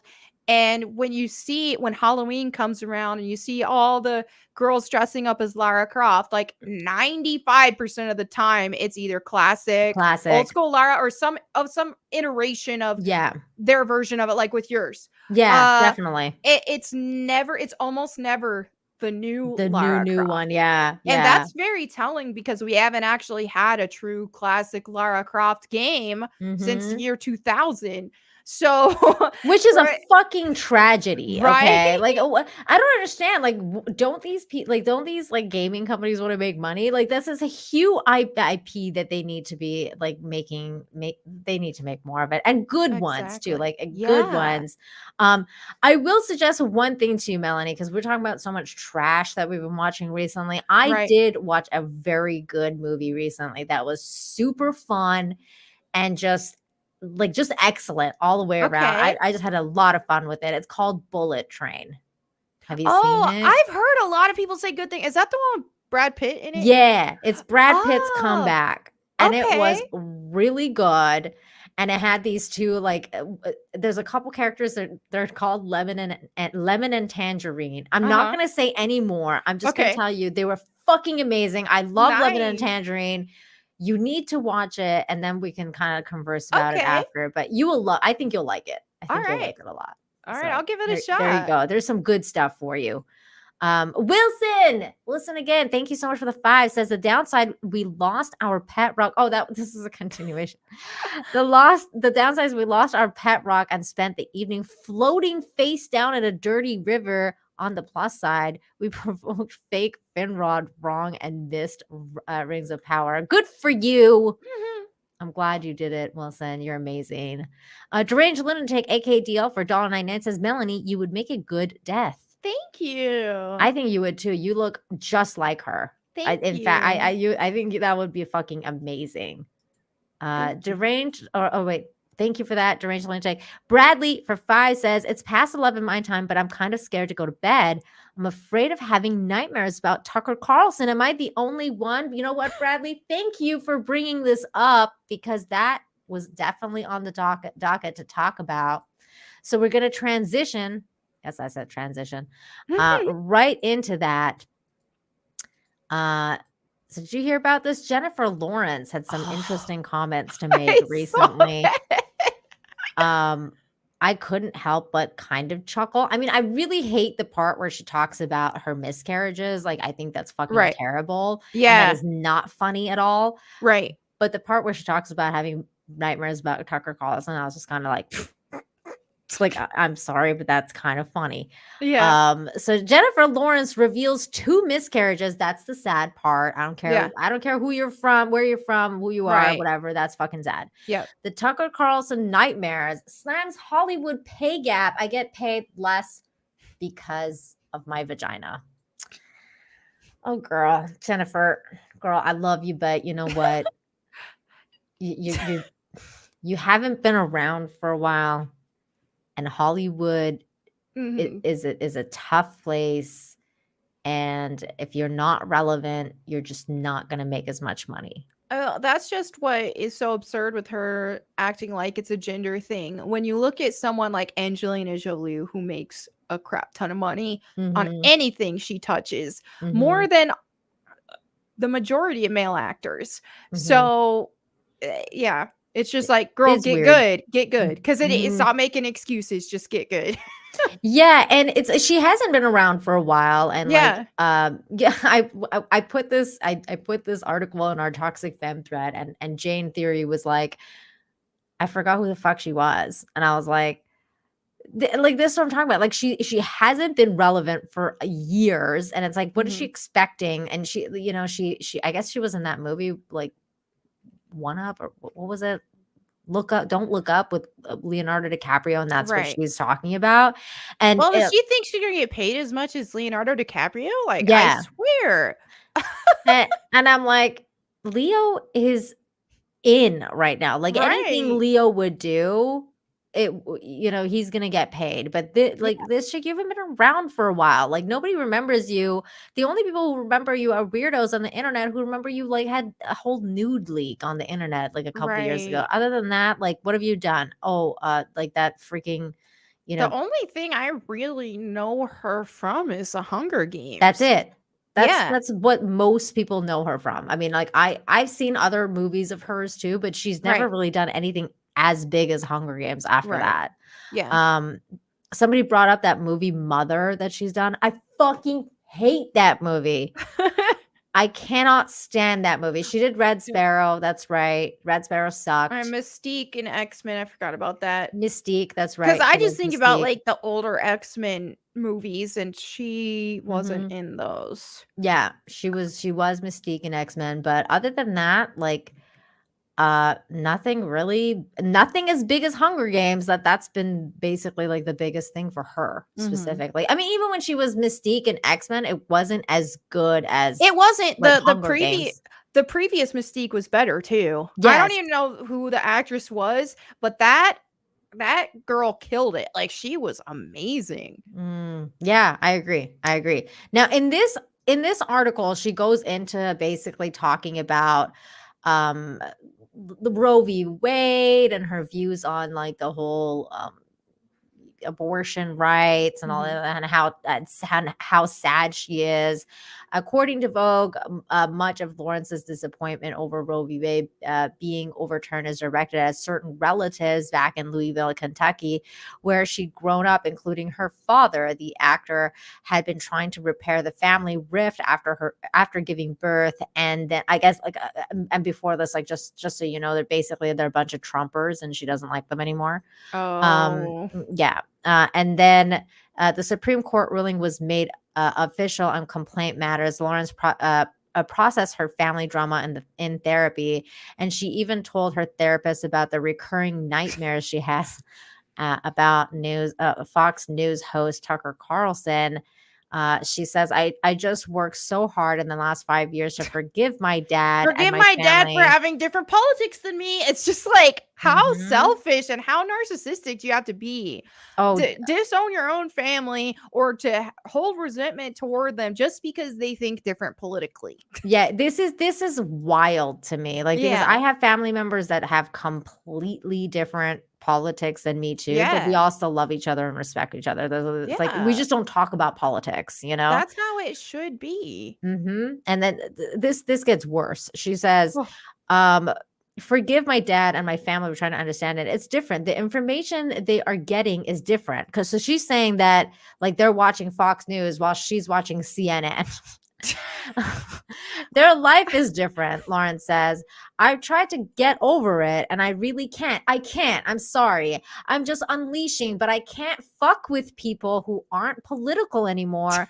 You live in the United States of America. You have to be political. It's too dire. Politics are killing people. And what's so funny about this is that an actor like her, and she's been in the acting space for a while since she was, you know, at least relatively young. They don't have a grasp on what real life is like. No. They don't have any clue about how the average person lives and, you know, what we go through. And so to even pretend and to even act like, okay, you know, you have to get political, you have to be in this. How can she really be that political when she doesn't even know how the world works? Apart from her rich bubble. 300 Mirrors says first world problems. And interestingly, apparently this is a problematic phrase now, like saying first world problems.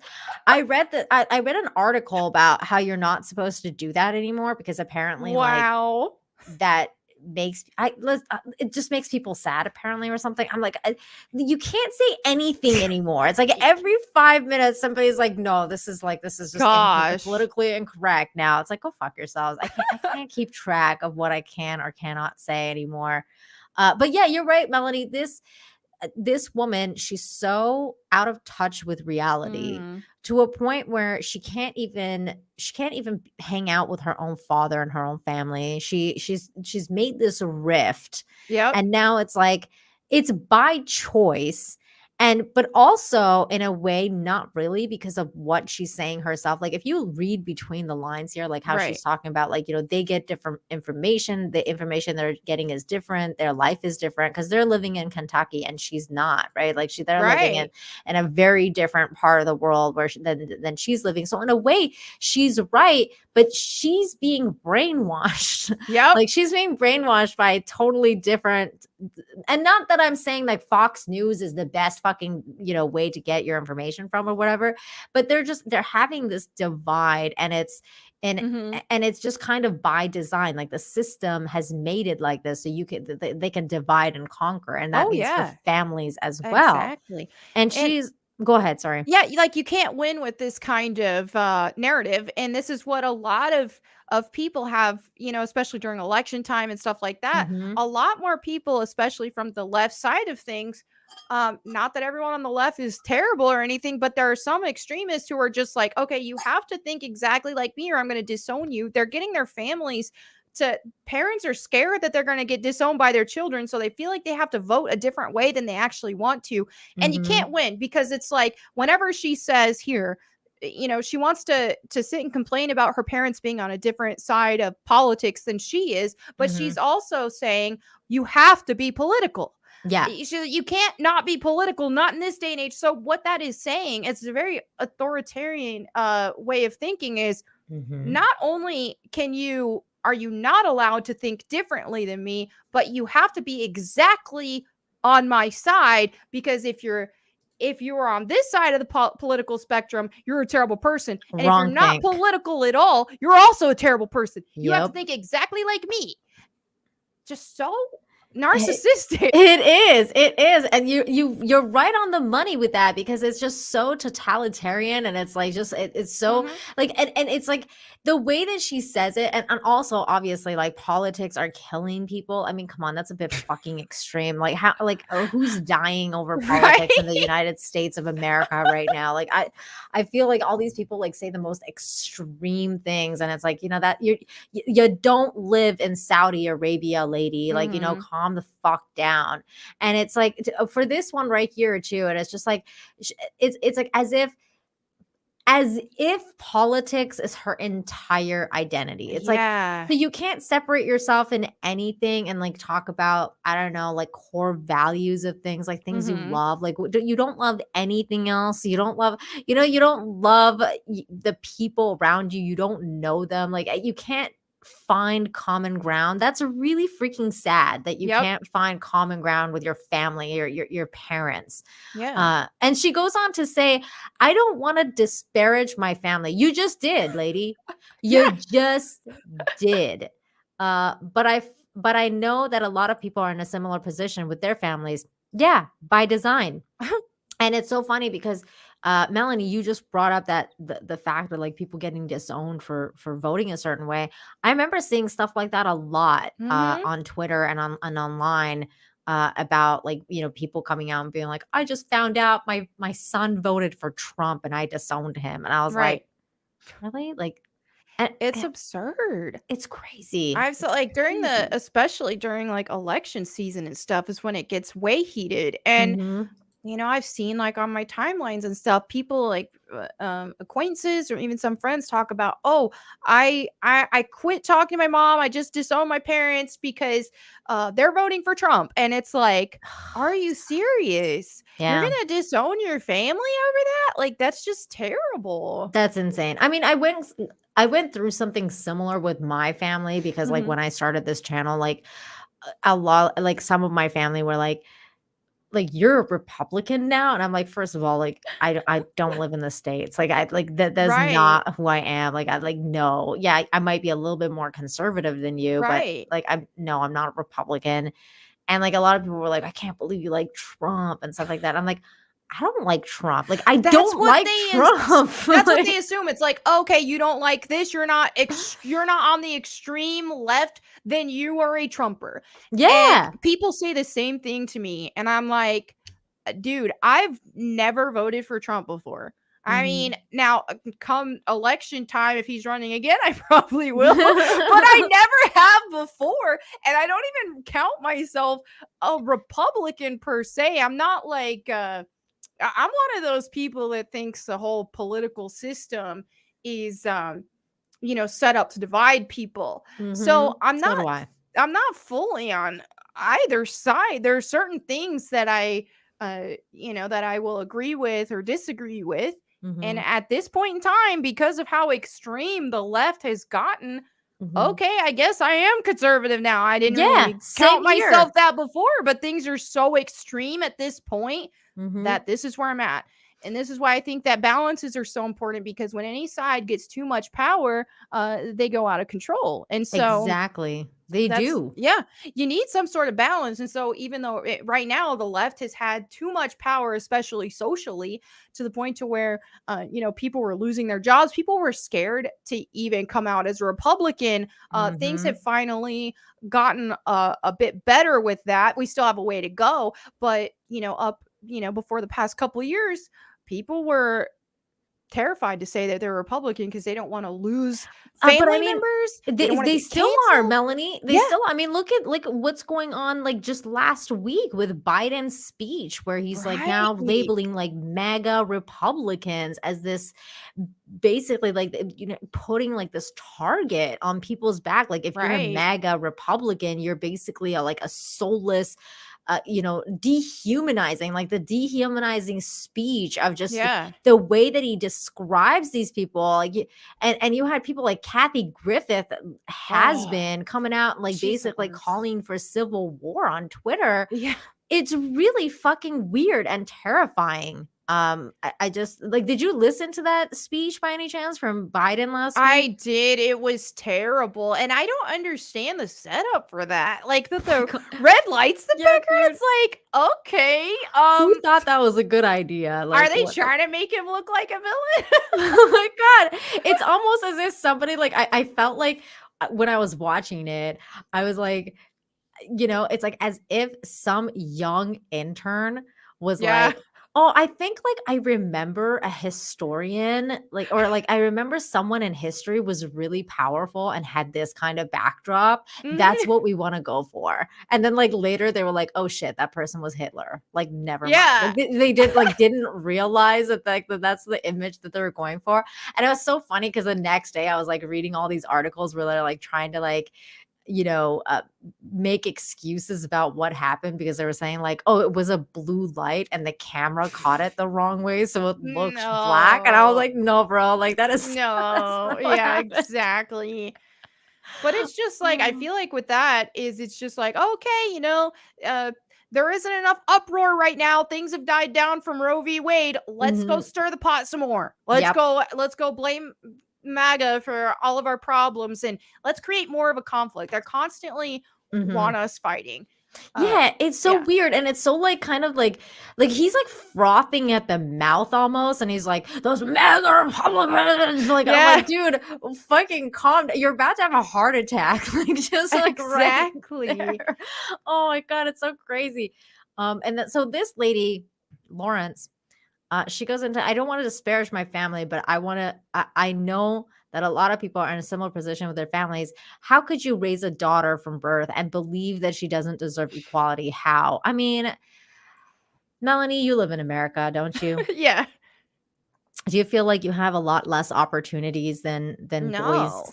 That's the thing is like you can do anything in this country that you want, pretty much. Like anything that you can aspire to, doesn't matter if you're a woman, a man, black, white, anything else like that. You can accomplish anything. And you look at, CEOs, you look at, famous people, all this and that.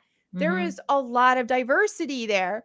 And that just shows that, hey, you really can accomplish anything in this country. You're not being held back. We don't have like so much of an equality issue like they want to project. And that's why I always like get really like annoyed when you have people like Oprah come out and like, interview people like Meghan Markle where they're talking about like, oh, there's so much inequality going on. And I'm like, you guys are like the richest people on earth. Like, what the fuck? Like, exactly. And that's what's just absurd about everything. And it's like, okay, everyone is going to have their own unique challenges with things, but we all have those.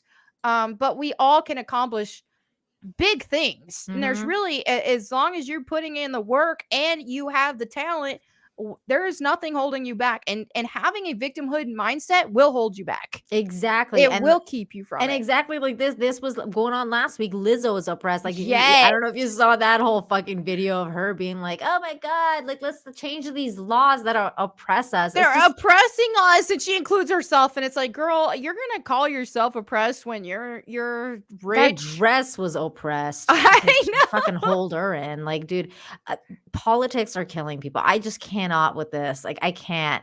But she goes on to say she doesn't deserve equality. How inequality is something Lawrence has had to contend with in Hollywood too, where she's often been paid lower than her male co-stars. The Sony hack revealed she made far less than the likes of her co-stars on American Hustle, while reports revealed in 2021 that she earned $5 million less than Leonardo DiCaprio on Don't Look Up, despite sharing top billing with him.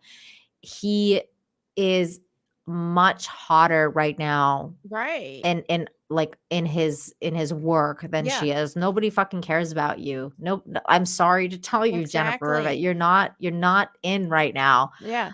Lawrence told Vogue that all the actors are often overpaid. Yes, you all are overpaid. Yes, you are. But that doesn't make the pay gap any less frustrating. she's just jealous. She's not getting as much because she's not relevant. Right. She added, it doesn't matter how much I do, I'm still not going to get paid as much as that guy because of my vagina. Girl, I mean, if you went and did porn, you'd probably make more than any other man because of your vagina. Right. So, exactly. There's like, different things. And I'm telling you, like, I've been, before I went full-time content creation, I was in the gaming industry. Like, I worked different gaming industry jobs and stuff like that. And now when I first started, there were times where I wasn't being paid as much as like some of my male coworkers, but that's because they had more experience than me. But then after, I've seen myself do a lot more work, and when I started getting into like hosting and stuff like that for gaming stuff, then I was after I built myself a big work history, after I leveled myself up, got good, then I was at the point to where when I got hosting work with other co-hosts, where the ones who had less experience than me, I was getting paid a lot more than them, some of them being dudes. That's just how it works. Is because, okay, well, I have a bigger following, I had more experience, all this and that. And that's what really is what it boils down to. She doesn't have the experience and the quality of work that Leonardo DiCaprio has. No. This is just common sense, and she's putting herself in a victim mindset. Yeah, and also it could be something even like much more simple than that. It could be that she has a shit agent. That too. Like there's a very like, sometimes when, like, for example, I think Scarlett Johansson has a really good agent. Right. Like there's certain people in Hollywood that if you have those killer agents, will get you more money. Like if there's certain things that happen like the way that they do. Like that's why I like what Jordan Peterson says, especially about women, like, because women don't often ask for what they're worth or whatever. Like there's a lot of women that struggle with that, so I think that maybe she just has a shit agent. Maybe you should look into like replacing your agent or something. Like whoever's getting you contracts for work, maybe they're the problem. Because usually you're supposed to go back to negotiating, right? Like if you're finding out that Leo's getting paid this much and you're supposed to be a top billing cast, maybe you're supposed to go back to the negotiating table and be like, yo, what the fuck? Like, where's my pay? Exactly. I don't know. Like she's not saying all that part, right? Like she doesn't tell you the ins and outs of what's going on. She just gives out like this blanket statement of like, oh, because of my vagina, blah, blah, blah, blah, blah. But meanwhile, there's all this other stuff going on behind the scenes that, we have no idea about. We're just getting this other picture of her inequality in fucking Hollywood. Get out of here with your bullshit. Exactly. And if you had someone like Angelina Jolie or Scarlett Johansson in that role, I'm sure they would have been paid a lot more comparable, but that's because they have the experience and the portfolio that makes them more valuable. And what I'm going to look we're going to look at one more thing before I get into these super chats, because you guys have been so amazing. Thank you guys. I'm going to get into these super chats really soon, but I just wanted to show you one more thing before I get into them. And this was, because this is another celebrity that's kind of like virtue signaling, but I was kind of like, why are you doing this? I'm like, why? No. Jason Momoa. Oh, I saw this. Girl, why? Like, why? No. Man, it sucks because I do really like him, but my goodness, he virtue signals so much. I know. And there's no self-awareness. He will sit and complain about plastic water bottles. That's his favorite thing to complain about, it seems. He will complain about plastic water bottles destroying the environment, but he's, flying private jets. And he drinks plastic water bottles all the time. There's like so many pictures of him on sets drinking plastic water bottles. So now he's like all like on this like, oh, I've got this tin can bend, but give me a fucking break. So you guys, this is what happened. Jason Momoa cut his hair for Mother Earth. This is what he had to say. Wait, go full screen. Shaving off the hair. No, you're Aquaman. That's tragic too, because his hair was glorious. I know this. Now he looks like every other idiot. Single-use plastics. How you gonna do something like that? Pollution is cured now. Forks. Oh my god. Thanks to his haircut, pollution is cured. Aaron, how about you right now? Just seeing things in our ocean. We're saved. Anything you can do to eliminate single-use I think it plastics in your life. was Quartering who quote tweeted this and said he probably had to cut his hair off for a role, and he just found this opportune moment to virtue signal. I agree, because I think I'm pretty sure that like the like Aquaman's over, like Aquaman 2. I don't know if they're doing an Aquaman 3, probably not. Probably not. So he's probably cast in some other movie and they wanted him to cut his hair off, and then he's like, yeah, okay, I'll do it in the name of Mother Earth and the seas and the oceans. I, Jason Momoa, will cut my hair to stop plastic bottles. It makes no sense. I don't fucking get it, man. Like, I'm just like, and people are like, so I was like, I don't understand how this works. So like, I get like a whole bunch of like those crazy people on Twitter, you know, like coming into the comments, like, he's doing it because he's gonna donate the money to charity.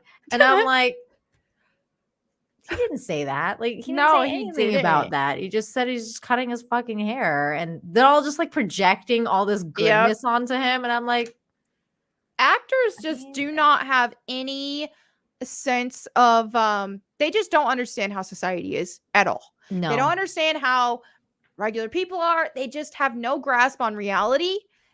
And so it's hilarious to see them do stupid things like that. But it's just because they're so out of touch. They have no idea how society actually works. No, you're right. You're right. Like, that guy was like, he thinks he's actually Aquaman. Yeah, that's what he thinks. He's like, yeah, I'm going to save the oceans from plastic water bottles by cutting off my fucking hair. It's not magical, bro. Calm down. Yeah. John Thomas for 5 says there's a war against attractive women. Men have to look like Thor. Yeah. I think we're also seeing this start to seep into men as well, though. I've seen, even with like League of Legends, they did a rework on a character. I don't know if you play League of Legends, but one of my favorite character in the game, his name's Udyr. He's like this wilderness man, and he was like really buff, had a 6-pack. You know, he had different animal forms, like chakra type stuff that you could switch to, like tiger stance, bear stance, turtle stance, this and that and the other. And so he was just like this really strong wilderness guy. Well, they changed him. He's feminine now, isn't he? Well, he's got a big pot belly and boobs that are bigger than Lara Croft.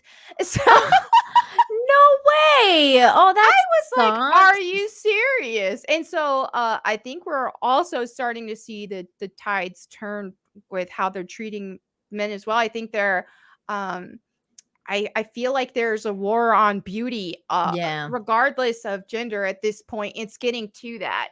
It's crazy. Well, I know like, they try to feminize the men a lot. Like, they do like, that too. And I noticed even you know, when watching Rings of Power, I was like, oh god, there's not really a hyper attractive person. And you know, when you look at the Lord of the Rings trilogy, you had people you could latch onto that were just like gorgeous. Melanie, hyper attractive. There's not even an attractive person in that show. Like, I'm just like, dude. What? Yeah, I feel like and when you look, like with the trilogy, I mean, Galadriel, Kate Blanchett, stunning, gorgeous. Viggo Mortensen looked great. Orlando Bloom's Legolas. I mean, come on now. Come on. So you did have a lot more attractive characters that were stunning to look at. Obviously, not even that other elf dude. God, that guy was hot. The one that dies in the two towers. The elf dude that brings the army. I forget what his name was. I'm trying to think. Off the top of my head, he was hot too. Chat Liv Tyler too. She was fucking gorgeous. Oh yeah, and she was gorgeous. And so you had a lot of Haldir. Yeah, that's right. 300 mirrors. You got it. So I mean, yeah, you had a lot of beautiful characters, and now with Rings of Power, it's like I keep noticing, especially among the elves, they're supposed to be like ethereal and gorgeous. They're supposed to be superhumanly attractive. And you just don't see that. And I know that they said the one elf that they race swapped, They said they were trying to set him up as like the heartthrob, kind of like Legolas, and it's just like it's just not working. Now I think that they could have, if they styled him appropriately, they could have, because he actually has great bone structure. But he yeah, constantly looks constipated though. I So know. Like, I just don't know I'm just what like, it dude, is what are you about doing? it, but they It's the hair. I think it is. I They think just it's the like hair. buzzed his hair off, and you look at someone like Legolas, and it was that long hair. There was something about it that like it's majestic, and they all have this glow too. Exactly. It was that contrast between that long, beautiful hair, but then him also having very masculine features, that he was just gorgeous. Like he looked even more attractive as Legolas than he does in his standard form, you know? And same with Aragorn, all that. They made them up in a way to make them even more attractive, even though they're already attractive people. And with Rings of Power, it's like there's no attempt to try to do that. They're probably making the cast look worse, if anything. I don't know what these actors look like on their day-to-day, but knowing how things have been in the industry, it wouldn't surprise me if they frumped them up apparently more. the lady that plays Galadriel, apparently she's Galadriel. Apparently she's like a total Karen on like social media, which I believe. Like I'm like, yeah, she seems like a fucking total Karen too. I don't know. The other lady, Disa, the one that I followed on Instagram, it's like I feel like she's like playing herself like as Disa, because she just like seems like really grand and kind of like narcissistic in real life. Like whenever she's doing her promos, she's constantly like this. Like she's like, you know, she's got this thing where she's like, she always does it where she's like this. And I'm like, dude, she thinks she's an actual queen. Like, you know, one of those people who like have like that complex, like when they make it, you know, and it's like, oh, you could totally see it. But she's like acting like that as a dwarf queen, which makes sense in the role. Like I'm like, yeah, okay, makes like sense in the role. Yeah, but she does that like in real life, and I'm like, yeah, okay, it's you're an insane interesting how person. much even just the smallest taste of fame can ruin some people, Yeah, and like get to their heads. Because I've seen that in the content creation space as well, where I've seen some otherwise cool and chill people that I've met, you know, when they were very small channels, and they don't even get that big. Like some of them will only get like 10,000 followers, and their egos go through the roof. Yeah. It's like, you know who I heard that from is Script Doctor told me that about the guy that plays Shang-Chi. Oh gosh, you know that guy? that wouldn't surprise me, because he already seems insufferable on social media. It's apparently absurd. Simu Liu was like a really like down to earth guy. Like, because we were talking about it because he was in the show Kim's Convenience, and I liked the show Kim's Convenience. At least the first like couple of seasons was really funny and good. And so we were like talking about that show, and he was saying like when he first got a start, like he was good, and he's apparently like, you know, blue collar guy, like wasn't like he grew up as an accountant. He was hiding being an actor from his family because his family is like Asian and wanted him to like be an accountant, and like was like, quit wasting your life on this shit and blah blah blah. You know, like very down to earth guy. And then all of a sudden he gets that Marvel, and he's like a totally different person. It's like he got, you know, famous into the stratosphere, and now he's just like changed completely. I do think most people don't handle fame well, any ounce of it, because like it, you know, there's still some gems yourself and like Friday Night Tights crew, Critical Drinker, a lot of y'all that I've met, you know, fairly recent, that I was just like, okay, I can tell you guys are all like genuine, down to earth people. And that's so refreshing to see, because, you know, there's so many times that I've done like different events and stuff that I've been brought on as an influencer with other influencers. And I'm telling you, the absolute biggest divas I see in the content creator space are the ones that have like 10,000 followers. It's like I will be at these events and working alongside other influencers, and there's some influencers that have millions of followers who are very down to earth, very cool, very chill.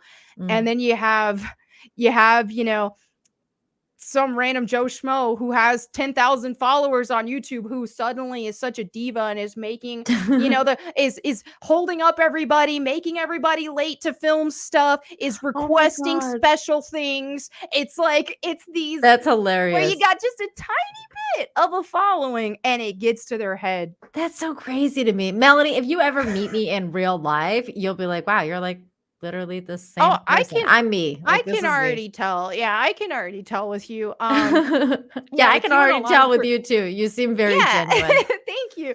But like you can tell. And I'm really grateful to have encountered a lot of the people I have fairly recent, like yourself and like I said, Friday Night Tights crew. You got Eric July, Ripa, Critical Drinker, a lot of the people around Chrissy here, Mayer, a lot of people Mayer's in the great. space, Brittany Venti, Anna, all of them. yeah. Where it's just like, oh, this is nice and refreshing that I'm, seeing a lot of people here, like genuine people, genuine, down to earth, good people. That's really nice to see because, not obviously there are still some down to earth people in the gaming space and in content creation. There's still plenty of them, but there still are a lot who aren't as well. And I've seen. I understand. I understand. You're gonna be on Friday Night Tights this week. Yes, right? I'm excited. It's Friday gonna be Night fun. Tights. That's amazing. It is fun. It is fun. Make sure you watched all of the Rings. Oh yeah, I'm making sure I'm prepped for that because I know we're gonna be talking about it. Episode 3 as well, because that will be out by that Friday, and I know Gary's gonna be just you know how it. I love Gary, but he's gonna want to talk about that shit show. All right, I'm ready. I'm just warning you. John Thomas for 5 says there's a war against attractive. Well, we already got that. Thank you, John Thomas. John Burns for Toonie. Miles Sanderson died in custody in Saskatchewan. Oh, I'm sorry to hear that. Well, that sucks. I don't know. Wait, wasn't Indiana Jones? Oh, I have to look at this. I don't know what that's about. Shut up, Miles Anderson, Saskatchewan. At least for later, Oh gosh, what is this? Some stuff going down in Canada. Oh, Canada. Some stabbing-ish. Okay. Ooh. I'll look into this later. Thanks, John. All right.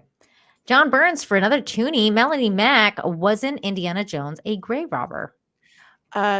It's funny enough is I am not super versed on Indiana Jones. Tomb Raider, Lara Croft was my indie. So I don't know, but I would say yes. If you're a tomb robber, then yeah. Right. But here's the thing is, to my understanding, Indy was a lot. He give his artifacts to museums and stuff. I know at least there's that this belongs in a museum line. Yeah. I don't know that much beyond that. Yeah, I would say yes, but also no. Yeah. You know how it is. You know how it is, John. There's another one for Tomb Raider though. For Toonie, John Burr says, Tomb Raider, I miss nudity in video games. What's funny about that though is Tomb Raider didn't have nudity. No. Tomb Raider didn't have cleavage. Nudity, and also, and even then, when you actually, people have this misunderstanding that classic Lara Croft was nothing but tits, and that she was nothing but like this sexualized character, and it's just like she looked hot and all that kind of stuff, but her sexuality really wasn't played on that much. There's like at the end of Tomb Raider 2, she has when she's at her house and she has her robe on, and it looked like she was going to take it off to get in the shower, and then she goes, don't you think you've seen enough? And then shotguns the screen. Apart from that, and even then that was done in a funny way. It's tasteful, it's funny. It's like, and it really because this is the thing about classic Lara Croft, is she was unattainable, so the players didn't get the satisfaction of being able to see her naked or anything like that. It was one of those things to where you see just enough to where it's like, oh, she's hot, and so people either wanted her or wanted to be her. but you couldn't be either. And so Mhm. it was like, so no, that she actually wasn't treated as just A a sex sex object. object. Yeah, she Yeah. wasn't treated like that at all. She was treated as like, okay, yeah, she's hot and she's sexy, but she didn't have But to she's try super to be. smart though. Like Yeah. she's so intelligent that like all the boys loved her because she was like, super Exactly. intelligent too. It was like she was like the full package, you know? Like And- everybody just fucking loved her. And when you look at her outfits in the classic games, she wore clothes that you would either wear to the gym or hiking or some combination of that. Yeah. It wasn't ever, they didn't start putting her in bikinis until Tomb Raider Legend onward, where they had some unlockables, which even that I don't have an issue with, but still, when people want to act like Lara Croft was so severely sexualized in the classic games, it's just simply not true. I disagree. Yeah. I Mhm. disagree.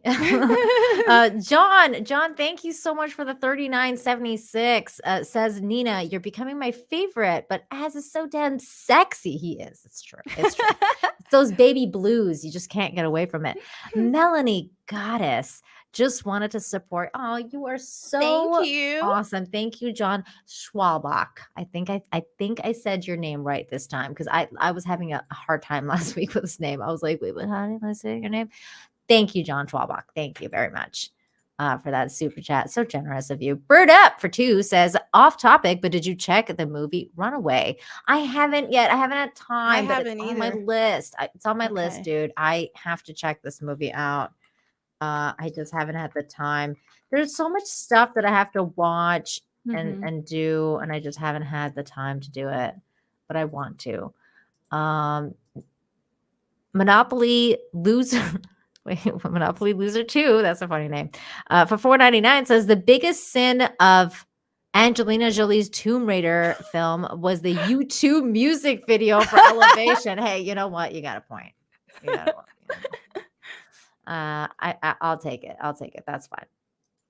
Bird Up for 2 says PlayStation 1 had the best boot up music ever. Oh, It did. did it? I'm trying to remember. Why am I only have Nintendo on my brain. It's like, wasn't you know, that it's like just- the old school PlayStation? Oh yeah. Oh my god. Yeah, because I worked at Nintendo, so like it's just Right. burned. It's just burned into my brain. Like there's just I get them mixed up. Like I keep, I know, like, yeah, I do get them Ooh. mixed up over time. all the time. John Burns for 5, thank you, says, did you see my $2 super chats? Yes, I did. I'm reading them right now, John. We're going through them all. Thank you, darling. Then for John Thomas, there's a lot of Johns in the chat tonight. Oh yeah. John Thomas for 5 says, my sister unfriended me on Fascist Book because I'm the one who hates her, apparently. Oh, Sucks. that sucks. Yeah, like I've had similar things happen too with my family member. That I was telling you this before, where I had like people ask me like in my family, like, are you a Trumper now? Blah, blah, blah. And then I just like, you know, in the end, we like basically conversed. And I was like, look, like if we can't talk about politics, let's just not talk about politics. Yeah. And you know, we could, you know, still be friends and family and not talk about politics. So whenever we just see each other, we just talk about stuff we like now, like, or, you know, entertainment, movies, you know, like working out, the gym, whatever, like anything that we want to talk about, just not politics. So I'm sorry, John Thomas, that happened to you. It's just, that's fucking tough, man. Hopefully she'll come around, because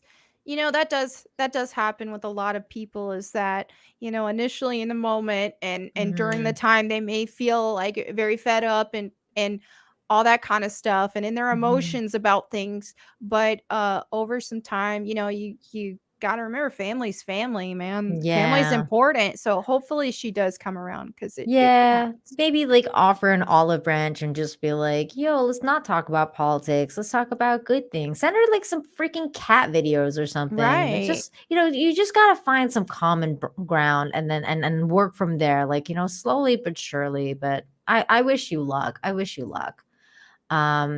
CJ for 5 says, I'm from leftist city and grew up liberal, but being intellectually honest with myself, I can't say anything positive about leftist policies. I mean, I can't anymore either. Yeah. But they didn't used to always be like this. Yeah. That's the crazy part. And then Bradley Burnett, thank you for the $10. Says, true story, in 92, I voted Bush. When Clinton won, my college roommate from Mumbai asked what I was going to do. Like I was going to be exercise from society, maybe. Not that sadly. Now that sadly has become a reality. Oh, yeah, it's kind of sad. crazy. I mean, I could have when Bush was around. Interesting that you say that, Bradley, because when Bush was around, I could have never seen myself agreeing with anything the right had to say ever. But then here we are.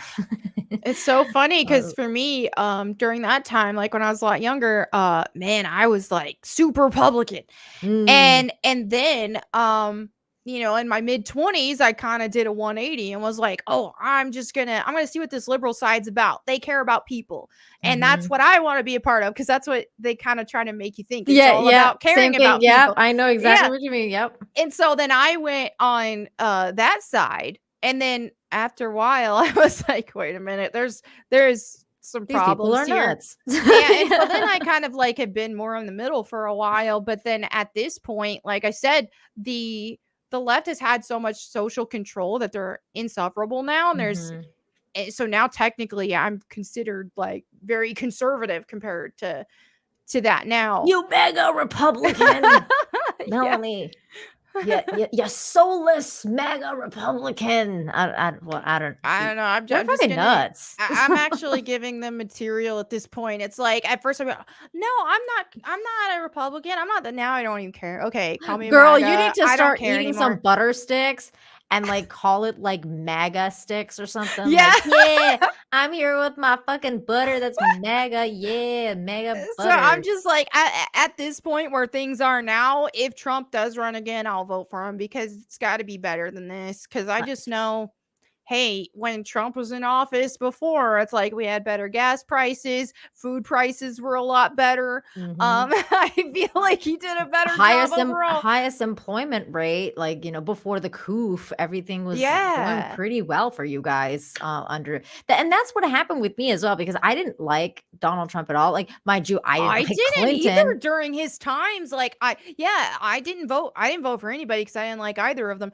But yeah, I definitely didn't like Trump. I didn't like Trump at all, but I was like, fuck Hillary Clinton. Like, I don't care. Like, I was just like, no way, like anybody but her. It's funny because during that election, I did consider myself more liberal, but even then, it's just like deep down, I wanted Trump to beat her. I didn't like him enough for me to vote for him, but I thought, well, I want him to beat her because I did not want nobody wanted her around. No.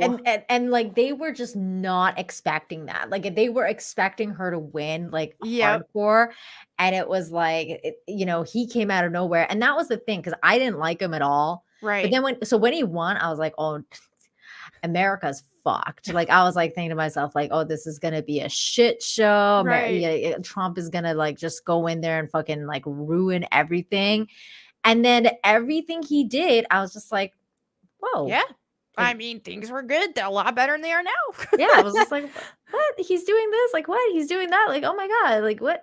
Like, you know, like everything he was doing, I was just kind of like, what? And then all of a sudden COVID happened. And it was like, oh, it was just such a bad, I fucking hate COVID. Well, the thing is what all of that whole pandemic and all the stuff that came out of that, and especially the mandates and people pushing that, with the jab and all that sort of stuff, that's what really made me think a lot more. And it made me think like, okay, well, next election I am gonna vote, and I'll vote for Trump if he runs again, because I don't really feel like under his control that the mandates would have ever been a thing. Do you find, you know, we'll never know, but we'll I don't think that they would have either. But do you think if, let's say if Trump is going to run, right? Yeah.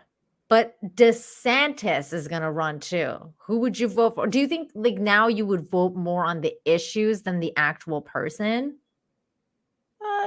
Probably.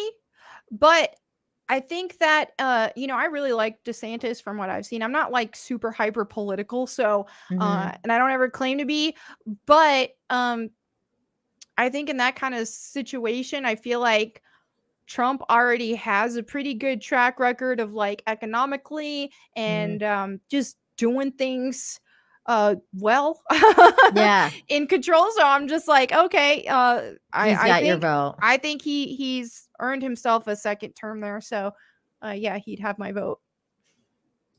What? All the mandates all came under Trump? That's not true. That's not No, how true. is that since when? Um, he he had a hard time shutting down the country. I can tell you that. He did shut it down. I didn't like Operation Warp Speed at all, but Right. most of the mandates came in after his thing was Yeah, over. So he wasn't in power anymore when the exactly. mandates happened.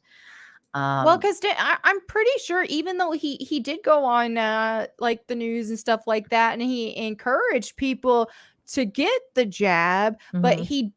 I'm pretty sure is very open about being against mandates, though. Yeah, he was pretty open about well, he didn't want to shut stuff down and he was Oh not yeah, for the mandates.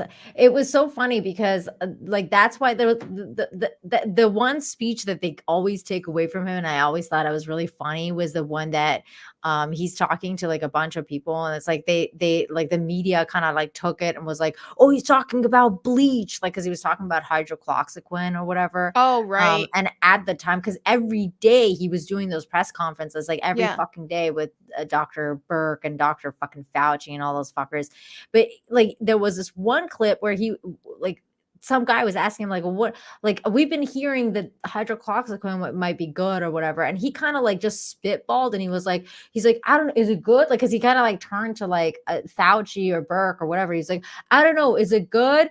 If it's good, I don't care what it is. If it's hydroxychloroquine, if it's bleach, if it's fucking whatever, let's look right, into these things and let's get something out for the people. Because like all he was trying to say is like whatever it is, yeah, let science look into it and see what happens. And they took his words as he was endorsing bleach, and I was like, that's not what he said. Like he was trying to say like whatever the case is, let the fucking yeah, scientists do their job and figure out if it's good or not. And it was exactly. like this whole thing that the leftist media took and And it's just spun. so weird because I remember more liberal people being into alternative medicine and things like that back in the day. Mhm. Why all of a sudden is everything about trust the science, trust every like trust all this stuff and do what you're told when in back in the day they were the opposite of that. So I don't Melanie, understand. I'm going to show you this article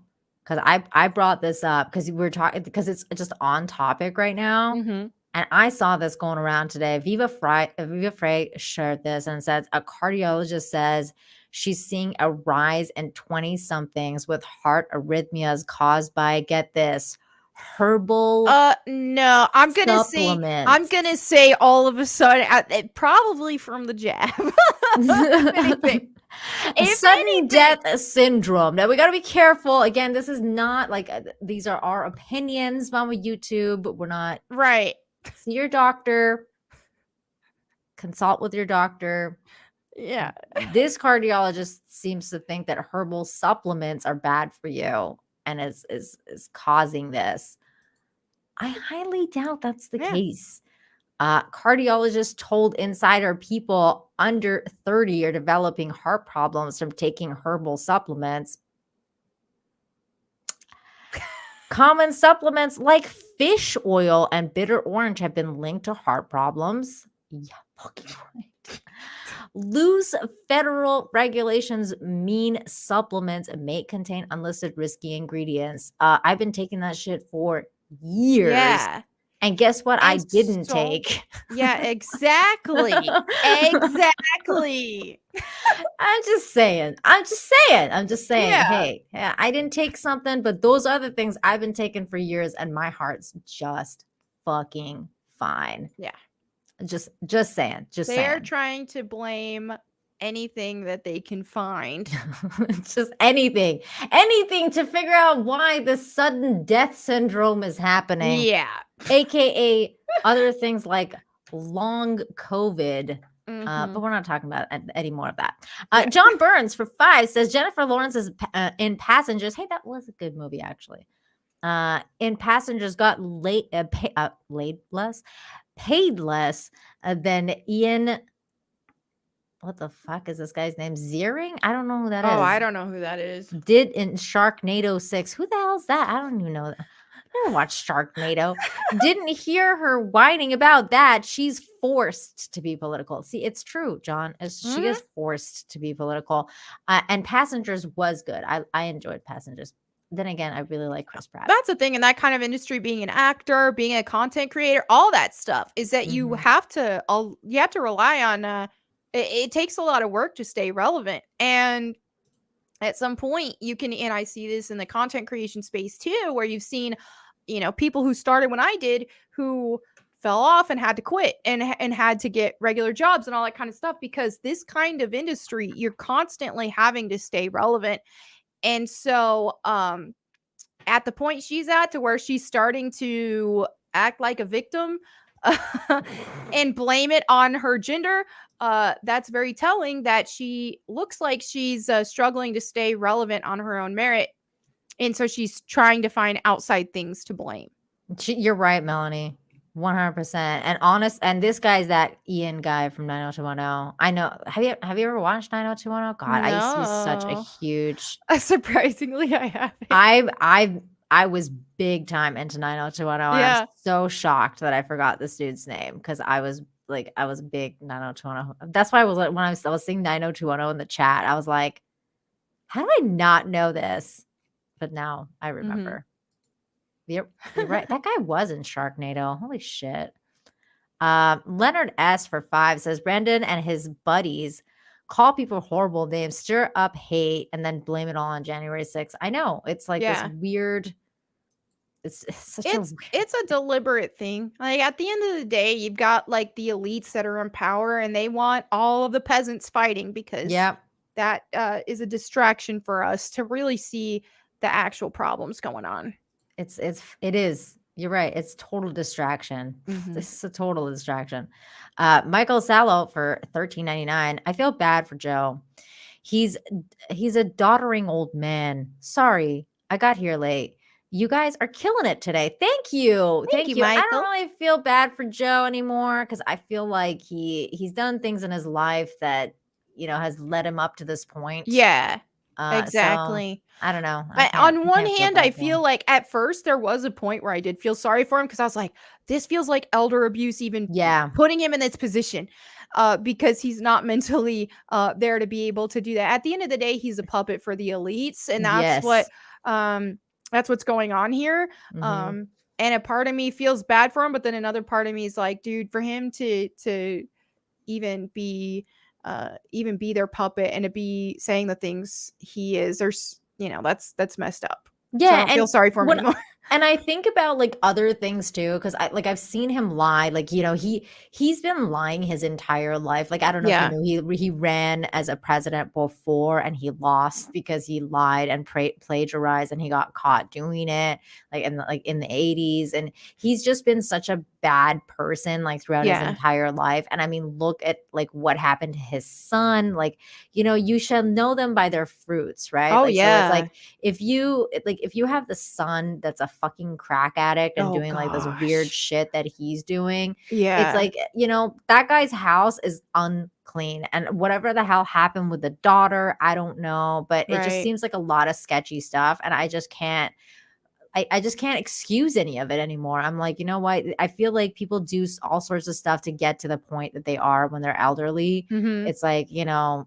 I think he's made certain choices in his life, and I don't know. Karma's a bitch. That's all I have to say about that. John Burns for 2 says Miles Sanderson found dead in his jail cell. What the hell? So I don't know who he is. Is he somebody that they had to Epstein because he knew something, or he was? I don't know. Okay, here's the article that John's talking about. Just real quick, just so at least we can hit the points. Second suspect in Canada stabbing spree that killed 10 people commits suicide while in custody following a massive 4-day manhunt, which ended in a wild police chase that saw cops ram killer's truck off a rural road in Saskatchewan. What the hell is going on? There's some green bomb shit going on in Canada. Wow. Miles Sanderson, 30, arrested in Rosslyn, Saskatchewan on Wednesday. Soon after the arrest, he died of injuries that were self-inflicted, officials said. That's sus. He was yeah, I know, because other people in the chat were saying he didn't kill himself. They don't think that he killed himself. He was the only suspect remaining at large after his brother was found dead.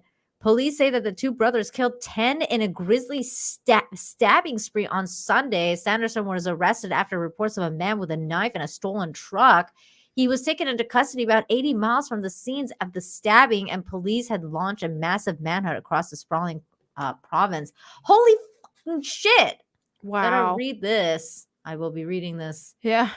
I'll be looking more into this after. I've lost track of all Canadian news, man. This is I live in Mexico now. And so are you from Canada? Yeah, I'm from Canada. I Okay. was born in Iran. And my mom and I left Iran when I was 10. We moved to Canada. And then like years later, I moved to Mexico with my husband. And we live here now. We live in Cancun. Okay, that's cool. But that article that I just read was something out of like Mexican news. Like it's you don't usually hear stuff like that in Canada. But holy shit, that's insane. Bradley Burnett for 2 says that razor was made of plastic. Wait, what razor? Oh, that shank or something. I think we were talking about the doll, maybe. I don't know. Bradley, you're gonna have to give me context on this one, buddy. I'm sorry. John Burns for 5 says super stabby murder and a former federal parolee thanks Trudeau. Miles Sanderson found dead in his cell in Saskatchewan. Yeah, that's crazy. I saw that. Valderlane 1178 for 2 says recast Morford Clark with Melissa Raunch for comedy. Wait, who's Melissa Raunch? I don't know who that is. I'm so bad with names. I am too. I don't know a lot of celebrities. I know what like people look like. Oh, her. She's the girl from Big Bang Theory. Oh, the one with the massive tits. Yeah. Okay. Okay. You know what? That would be funny. They should do the parody version with her. Yeah. As if this is not a parody already, right? Holy shit. This fucking show is such trash. John Burns for Toonie. At Melanie Mack. Karen Allen, first indie movie, Animal House. What? I don't know what the context is for that. I don't get it, John Burns. Wait, I know what Animal House is, but I guess he's asking you what your favorite indie movie is, like Indiana Jones. I don't know, John Burns. You're gonna have to give me more on this one. I'm sorry. The John Beck for 5 says hi and thanks to you both. Maybe guys thought classic Laura was smexualized because I can't believe YouTube doesn't let you write sexualized because when they played those games they were in their teens, puberty. Well, here's the thing is I think most people that think Lara Croft was treated as a sex object didn't play the games and they just went based off of some of the promotion materials as well as what people said. So people want to hate on Tomb Raider and say, oh, Lara Croft was overly sexualized and treated as a sex object. People who say that didn't actually play the games, because when you actually played and beat the games, there's a difference between being attracted to what's on the screen and knowing how they portrayed it. But I mean, obviously she was created to be sexy and that was deliberate, but they didn't it was one of those things to where it's like, okay, she happens to be sexy, but it wasn't a try hard type thing. She just existed, and she existed as a sexy woman. She didn't take her clothes off or anything like that. Yeah. I mean, some of John, the marketing stuff though was sexier. Like even on the back of the game covers, they would well, say little sex things. sells though. Yeah, I and mean, that's come fine. I on. don't think they ever went over the top with it. It's nothing more No. than you see celebrities and singers on their album covers and stuff. Yeah, You know, I mean, it dude, was sex nothing. sells, and it wasn't Yeah, a big deal back then. Like people are making it a big deal now, but nobody fucking cared back then, and nobody fucking exactly. cares now. They just Yeah, think they care. They just don't. right. John Burroughs clarifying Karen Allen is the actress who was in Animal, Home, and Raiders of the Lost Ark with Harrison Ford. Oh, okay. Got you. Thank you, John. Thank you. Okay, John Burns, we got that one. Deranged Lunatic, aka DL Melanie. How is your nephew doing? He's doing great. Just saw him again for the Labor Day weekend. He's so Yay. adorable. How old is your nephew? He's like 3 or 4 months old now, so still really he's young. your little baby. Yeah, he's Oh, precious. he's so cute. My Oh first time God. being an aunt too, so it's been very Aw. exciting. I remember when my nephew was born, and it's like the first time that I was becoming an aunt, and I was like, oh my God. Oh, It was it is fantastic. just So amazing. I know exactly how you're feeling right now. Yeah. CJ for 5 says, Melanie, I think of a lot of current Republican voters your age, including myself, went through a similar road as you. Can't believe I'm a mega. You're a mega. Oh my God. I got all these mega Trumpers in my chat. It's so funny because like my mom is a big Trump fan, and so she's been like, there's been times where we like disagreed and stuff like that when I couldn't stand Trump and she liked him. It's funny because when I visited over the weekend, she's like, you want me to make you a cup of tea? I'm like, yeah, sure. And so she brings me my tea, and it's out of a cup with a cartoon Trump on it. I was just laughing my butt off. I was like, great. Mom, you. That's And great. she's like, I'm trying to get you on board. I'm like, well, I'll probably vote for him. Oh, that's so great. My mom hates the fact that I'm more conservative now than Right. before, but she like hates what the hell's happened in Canada and stuff. Right. And she was like kind of like slowly she was seeing the difference between what was happening when Trump was in power versus what happened with Biden.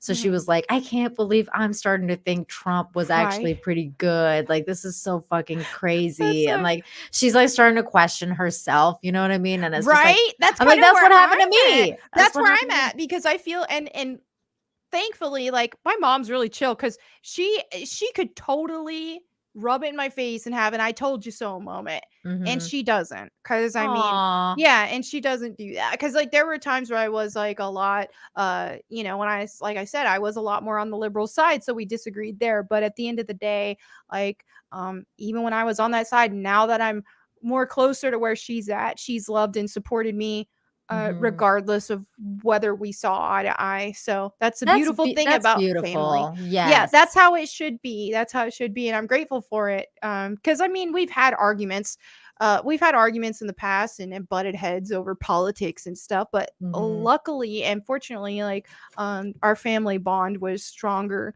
than any sort of disagreements could have been. Yeah, same thing with my mom. Like we've had like very heated exchanges and debates and stuff like that. But the love and like what we've been through together has been so much stronger and my respect for her and her respect for me that it'll like never change, even if we're completely different ends of the political spectrum.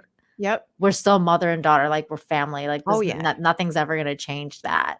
That's great. The John Beck for 2 says governors did lock down many mad he didn't do more. That's right. Oh, that's right. That's true. You're right about that. And I expected him to do more as well. But I like the fact that he left it up to the states. Yep. I liked it. I didn't mind. Like I did want him to do more, but I was like, you know what? Like I can be fine with this, like other than because you could see the difference in Canada because Trudeau went crazy. Trudeau went did he fascist ever. So like he federally locked everything down. So when you get to a point like that, you're like, okay, damn, like I'd be fine with like some provinces being like, fuck you, like we're not doing it. You know, that's why, like, if I was American, I would probably vote for DeSantis because I thought DeSantis was the bravest Oh, he was governor when it, you know. I think when DeSantis that and whole thing Abbott happened. both really like have been awesome. And I'm really happy to live in Texas because I lived in California before before a lot of my work relied on that when I relied a lot more on gaming hosting for my job. So then there was a lot more opportunities there. And it's crazy because I moved here to Texas just, I want to say, I mean, it wasn't that long before the lockdowns and all that kind of stuff, maybe a year before. If I remember correctly, but at any rate, I just feel like the way that it all played out and the way that it all went, because me moving to Texas was just a whim because there was really no reason why I had to move here, but I never liked living in California, even though I had to for work. I just never liked living in Los Angeles because I'm just not a big city girl. I'm just not, and I never I'm will not be. either. Yeah. And so I thought, you know what? I'm tired of this like city life. Concrete jungle. Fuck that shit. And paying double for a 1-bedroom apartment than I would to stay in a house. And so I just thought that it made sense for me financially. And since I wasn't tied to anything in California at that time, I thought, let me just move to Texas. And the only reason why I chose this is because I used to host for GameStop TV, which they're based in Dallas. And so I would fly out here every month and I was like, I love it here. And so I moved here. I'm not like in the city part, outside of the city, but I love it. And then sure enough, all this stuff happened with the lockdowns, this, that, and the other. And hindsight 2020, I'm just like, wow, I think that was really like a blessing. And I think that even some sort of divine intervention that brought me here. And I'm really grateful. Isn't that such a funny saying? Like now that you think about it, it's like hindsight 2020. Right. And then it ended up, and then 2020 ended up being such a shit fucking year. And now we're always kind of thinking about 2020 in a way, you know? Like I was just thinking about that because like somebody in the chat, I think it was CJ, somebody was mentioning how they thought that Trump should have done better. And I was thinking to myself, well, hindsight was 2020. And then you said that because, you know, it really was because in some ways, like no one knew what the fuck to do. They didn't know. Exactly. And like now it's easy to look back and be like, hey, this guy should have done more, or they should have done this, or they should have done that. I just think that he did as much as he was allowed to do. And I don't even think he wanted to do, I'm not even sure if he wanted to do lockdowns in the first place. And he definitely didn't want to do them for extended time because to my recollection, like I remember him talking about this is going to destroy the economy. And so it definitely wasn't intended to be a long thing at the very least. No, definitely not. And I think like somebody said in the chat, yes, Trump did what everyone else did. And I think that was part of it. Like, I think he was kind of like taking note to see, you know, what happens with everywhere else and then kind of like went along with what everybody else was doing. But you know what? At the end of the day, guys, I'm sorry to tell you, presidents are just figureheads. You know, they don't make all the decisions. They do what they're told to do. So sometimes, and I think that was a big part of it when like Trump was like, you know, I'm going to go in and I'm going to clean the swamp and drain the swamp and stuff like that. And none of those fucking swamps got drained, did they? Because he went in there and he realized how fucking deep that swamp went and how he's not allowed to drain it. So nothing happened. And here we are. But let's carry on with these super chats. Thanks you guys. So many supporters in the chat today. The John Backford 2 said, oh wait, never mind, thank you, we got that one. Bradley Burnett says, after Darth Brandon said execute order 66, the Fed agents put on their white armor, but we're okay because stormtroopers can't shoot for crap. Holy shit, you guys. That's I really hope freaking civil war doesn't happen in your country. That's fucking messed up. John Burns for 5 says, Nina, back from Vegas. tweeted a couple of photos with a couple of great Star Trek actors for you. George loved my sign. # Dark Matter. I will check it out later. Thank you, buddy. Also, I heard there was a crazy driving incident in Vegas today where somebody on coke crashed with somebody on meth. What? And they both killed each other or something. It was something in the news like today that like some cokehead crashed a car with a wow. meth head in Vegas. So I'm glad you're home and you're safe, buddy. Gosh. It's going crazy in everywhere. Yeah. John Thomas for 5. I can't wait for this prawn parody of Rings of Power. You know, I'm sure they're working on that. Probably that guy that made that Captain Marvel porno. I don't know I forget his name, but I'm sure I'm sure he's working on it. Whatever they come up with can't be worse than Rings of Power. Honestly, probably would be better. It'll be better. Just like that porno was better than Captain Marvel. Everybody was like, dude, this porno is way better. Bird Up for 5 says, Melanie, what did you think of Lara Croft and the Guardian of Light? I think that was Crystal Dynamics' best portrayal of Lara Croft they've ever done in terms of design. She actually looked really great in that game. But the gameplay was fun, but it just isn't. It doesn't really capture the essence of Tomb Raider for me. I don't like the idea of like giving Lara a team and people to work with because it just goes against her character and all that kind of stuff. But of course, with the multiplayer game, that's what they needed to do. But I think that, you know, while it was a fun experience, it just doesn't fit for Tomb Raider, in my opinion. Thank you for that answer. This is what I was talking about. I just pulled it up so you guys can see the headline. Oh, wait, that's not it. wrong tab. Sorry, I'm boomerang things. Here it is.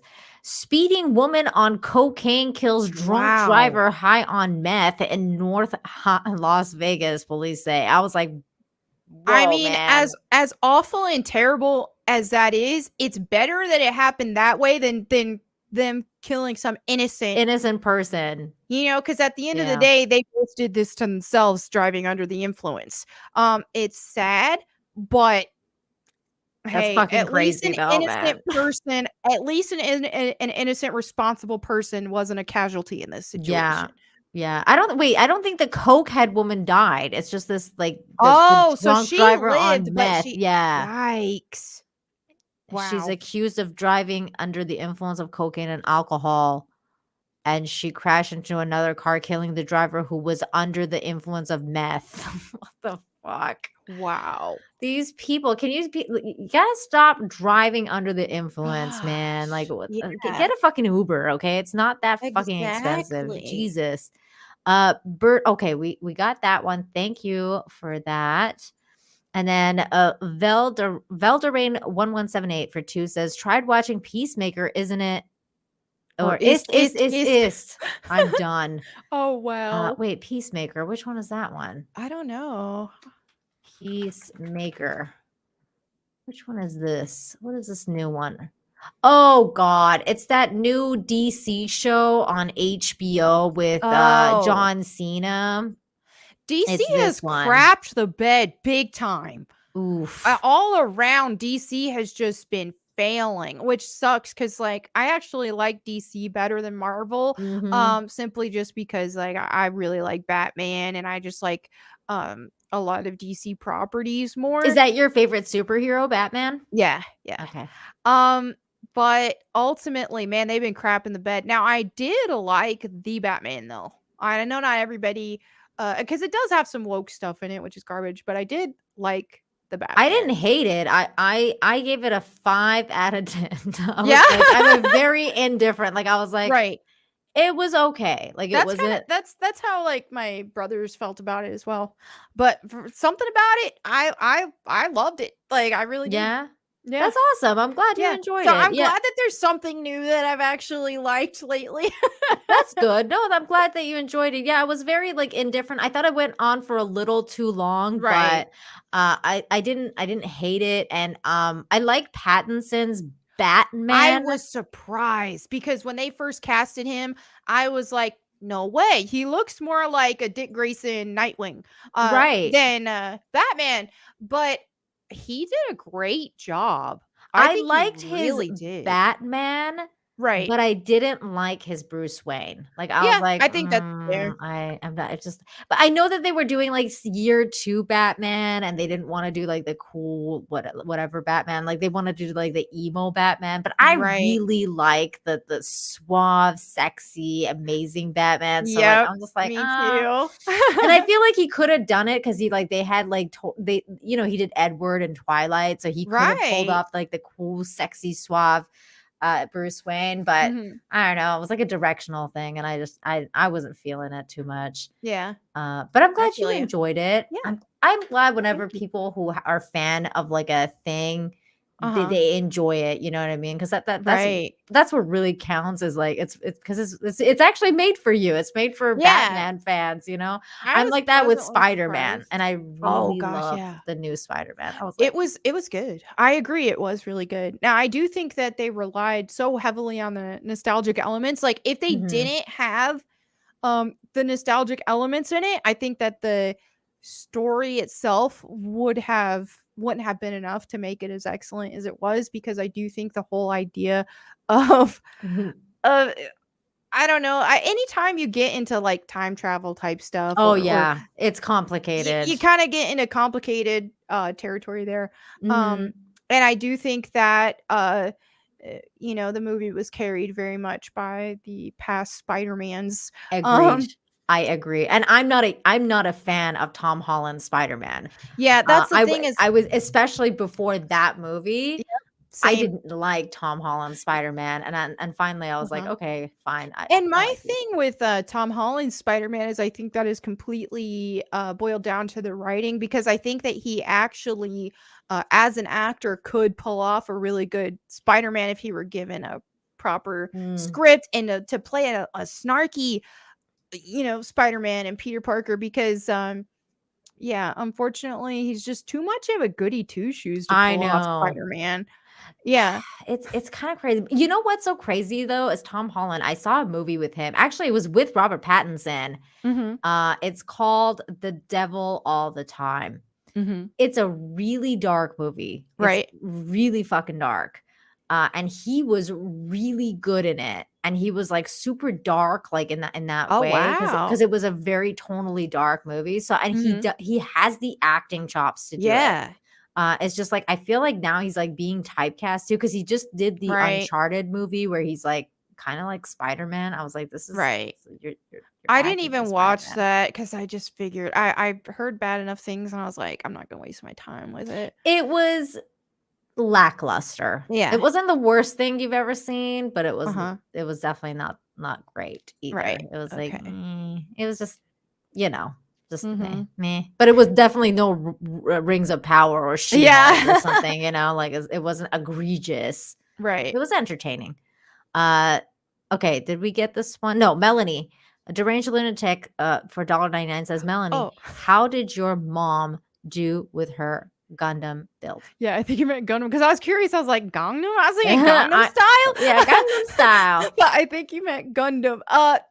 Oh yeah, she did great. I posted a picture of it after. It was so funny. Your mom did a Gundam build? That's yes, hilarious. It's so funny because my brothers and I went to a game exchange because we're like really big into retro collecting lately. So we were looking at like the retro games there and stuff. I noticed they had a bunch of Gundams, and I was like, hey, this would be fun. So I bought a couple Gundams, one for me and one for my dad. And so then I get home and dad's like, oh, okay, that looks kind of neat, but he wasn't really that enthused. And mom's like, I want to do this. I'm like, okay, you can have dad's. Oh my God, And your mom is based. Yeah, That's she was amazing. she was so excited, and she started putting it together, and she goes, I'm doing Gundam. Oh my God, that's amazing. It was so cute. She did a good job. I was proud of her. Oh, that's so cute. I love that. Yeah. Rogue Thought for $5 says, politics kicked down my door. And I realized that if you don't fight, you allow crazy to rule your life. Thanks for the stream and being sane. Hey, You're very welcome. That is true too, because I think that's why things have gotten so out of control, and why socially we gotten to the point like we were talking about earlier where people are scared to even say they're Republican because they're going to be ostracized. That's because people have been more agreeable and have been quieter and let things spiral out of control. So it's not always easy to be that person to speak out on things and to stand up for yourself and how you believe and all that kind of stuff. But the more people have been brave in doing so, the more everybody else is being more open about it, because this goes so far beyond just Republican and Democrat. Yep. It's just like this is freedom of speech. This is freedom of opinion, and to have your own unique opinions and to think for yourself, because we've gotten to the point there where people are scared to lose their jobs over opinions. And this is where also when we stay quiet and we don't stand up for ourselves, then we get stuck in these situations with like jab mandates and things like that. And I think that's, for me, that was a big turning point for me, was those mandates. And that's when I really felt like, okay, I can't keep quiet anymore, because good for you. Seeing the stuff that was going on and things, like I was staying more quiet because I didn't want to get canceled.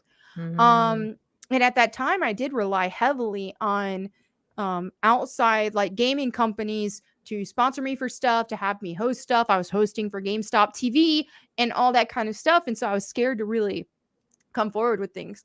And then once the mandates happened, that's where I drew the line, and I was like, I've got to speak out against this, because I was so sick and tired of seeing a bunch of other gaming streamers hop on Twitter and tell all of their followers, you're a terrible person if you don't get the jab, and unfollow me if you don't get the jab. And so pressuring people, I know.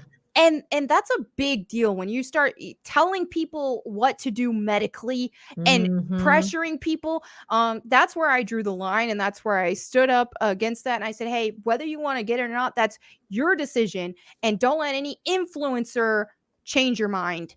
Wasn't it amazing that like all the people who were like, my body, my choice, right, or just went insane and were like, if you don't put this shit in your body, fuck you. And it's like, dude, and so I got a ton of side.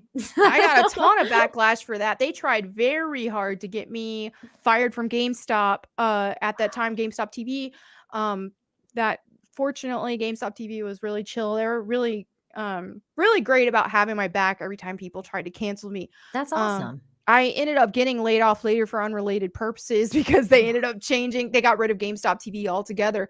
But I'm really grateful that they didn't hold they didn't cave to the public pressure and everybody, on Twitter just tagging GameStop and trying to get me fired and all that kind of stuff. That's insane. That's crazy, dude. Yeah. Oh my God. I'm so glad that I was like not working for any companies, because I was talking to my husband about it too. And I was like, because thank God we were out of, we saw the signs like, of what was happening to Canada. And so we left way before COVID happened.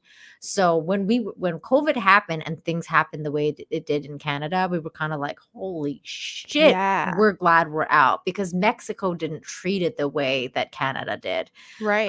And so we were very like thankful. We're like, thank God that we're here. But it was also really sad to see Canada just turn into this kind of like fascistic country. And I was like, I can't believe that this is happening. That's why you're so right. Like, you have to stand up and speak your mind, especially in places like the US where you have free speech. Like, you have to protect it at all costs. And like the idea of that oh my God, the idea that they wanted to fire you over that kind of shit is just fucking insane to me. And they're still doing it. And you know what? And who's sorry now? Because all of it's been like what, 2 years now, and all of this stuff is coming out about sudden death syndrome and this and that and the other. And they're like, you know what? Maybe we've kind of fucked up. And now the thing is, they will gaslight everybody now, and they will say, "Oh, it's always been a choice." What do you mean? It's always been a choice. And they completely think we're going to forget about how terrible they treated us. This It's whole like it's always been a choice thing. I'm like, go fuck yourself. It was never a choice. Like, oh, I'm gonna take your entire livelihood away, but it's still your choice. Exactly. Like, oh, fuck off with your shit. Yep. I love you, Melanie. John Burns 5 says, I'm looking forward to the honest trailers and the pitch meetings of some of the stuff coming out right now. But I'm liking D&D Honor Among Thieves. Oh, I haven't played that. Have you played Dungeons and Dragons Honor Among Thieves? No, I haven't. I have not either. That sounds cool. I'm glad you're enjoying that. I'm pretty sure they just went over Dungeons and Dragons just had the big the drama woke thing. Oh my god. Yeah, over the monkeys. Like they had to get rid of the monkeys because people were saying they were mocking black people. Like, they were saying it because they were like, "Oh, we're doing this because you guys have said this." Right? And I'm like, "No one said this." It sounds like the people who said that are the racist people to think about. When you see monkeys, you think about black people. You might be the racist one. D&D Honor Among Thieves is a movie. I've never seen this. What? Oh, it's a movie. Honor Among Thieves. Oh, this is the new Dungeons and Dragons movie coming out. Okay. And it's with Chris Pine. Oh, interesting. Who is also insanely in the news right now. Have you heard about all the drama with him? Yes. What's going on? Oh my god, there's so much drama with him and like the entire cast of his other movie that's like with Olivia Wilde and Florence Pugh, and like there was like this whole thing about how like the movie's called Don't Worry Darling. And there's like all this drama about it. So like a few days ago, they were at some press event and this thing happened where like Harry Styles, who's also in the cast of the show, apparently like spat on Chris Pine. Like this was the video. You tell me, do you think he spat on him? Watch this. Okay, hold on. Let me turn this down. Okay. You tell me. Do you think there's spit?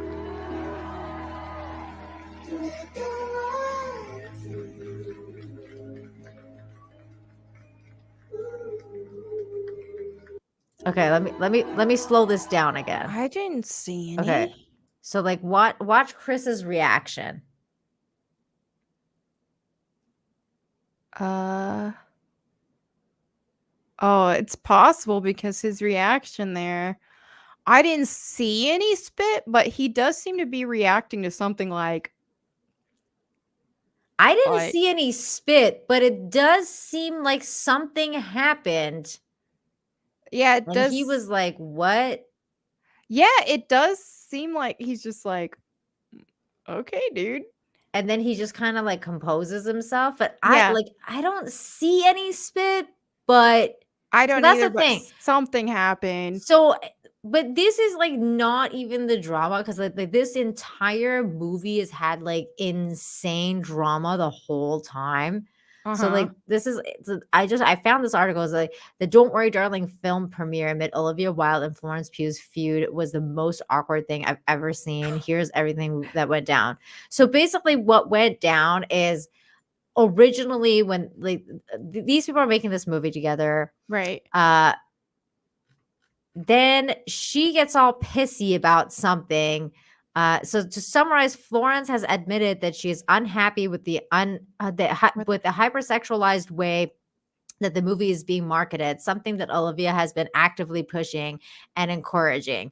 Olivia's relationship with Florence co-star Harry Styles was also said to have been a huge source of contention when Florence reportedly to have direct parts of the movie because Olivia was so distracted by the growing romance. But things really came to a head less than 2 weeks ago after Olivia publicly claimed that she had fired Shia LaBeouf due to his combative energy and her need to protect Florence and make sure that she felt safe on set. And then Shia had originally been cast to play Harry Styles' character Jack, but abruptly left the project before filming began.